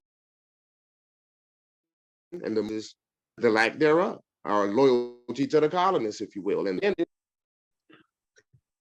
Islam was there at the time. 1031. I told y'all. Islam, can I ask one last question regarding the Constitution, if possible? Yes. Okay, we was going over, the various constitutions as far as the states that has already erected theirs. There was a question that came up about the matrilineal terms, and for one to be, exercise that right, as far as, or be elected, so to speak, not exercise the right, but more to speak about the election. Okay. And I believe it was, I can't remember exactly. I'm sure it was dealing with the Sierra or the Wazir Arais. I can't remember, but I'm sure it was a matrilineal question that was regarding it. I think the term was 3 or 5 years. Can you break down, maybe that part, I'm not, as far as how that was decided or what the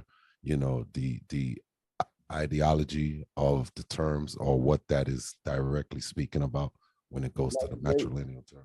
Matrilineal status is a national whose mother is of Moorish descent. So you got a Moorish mama. Islam, brothers and sisters.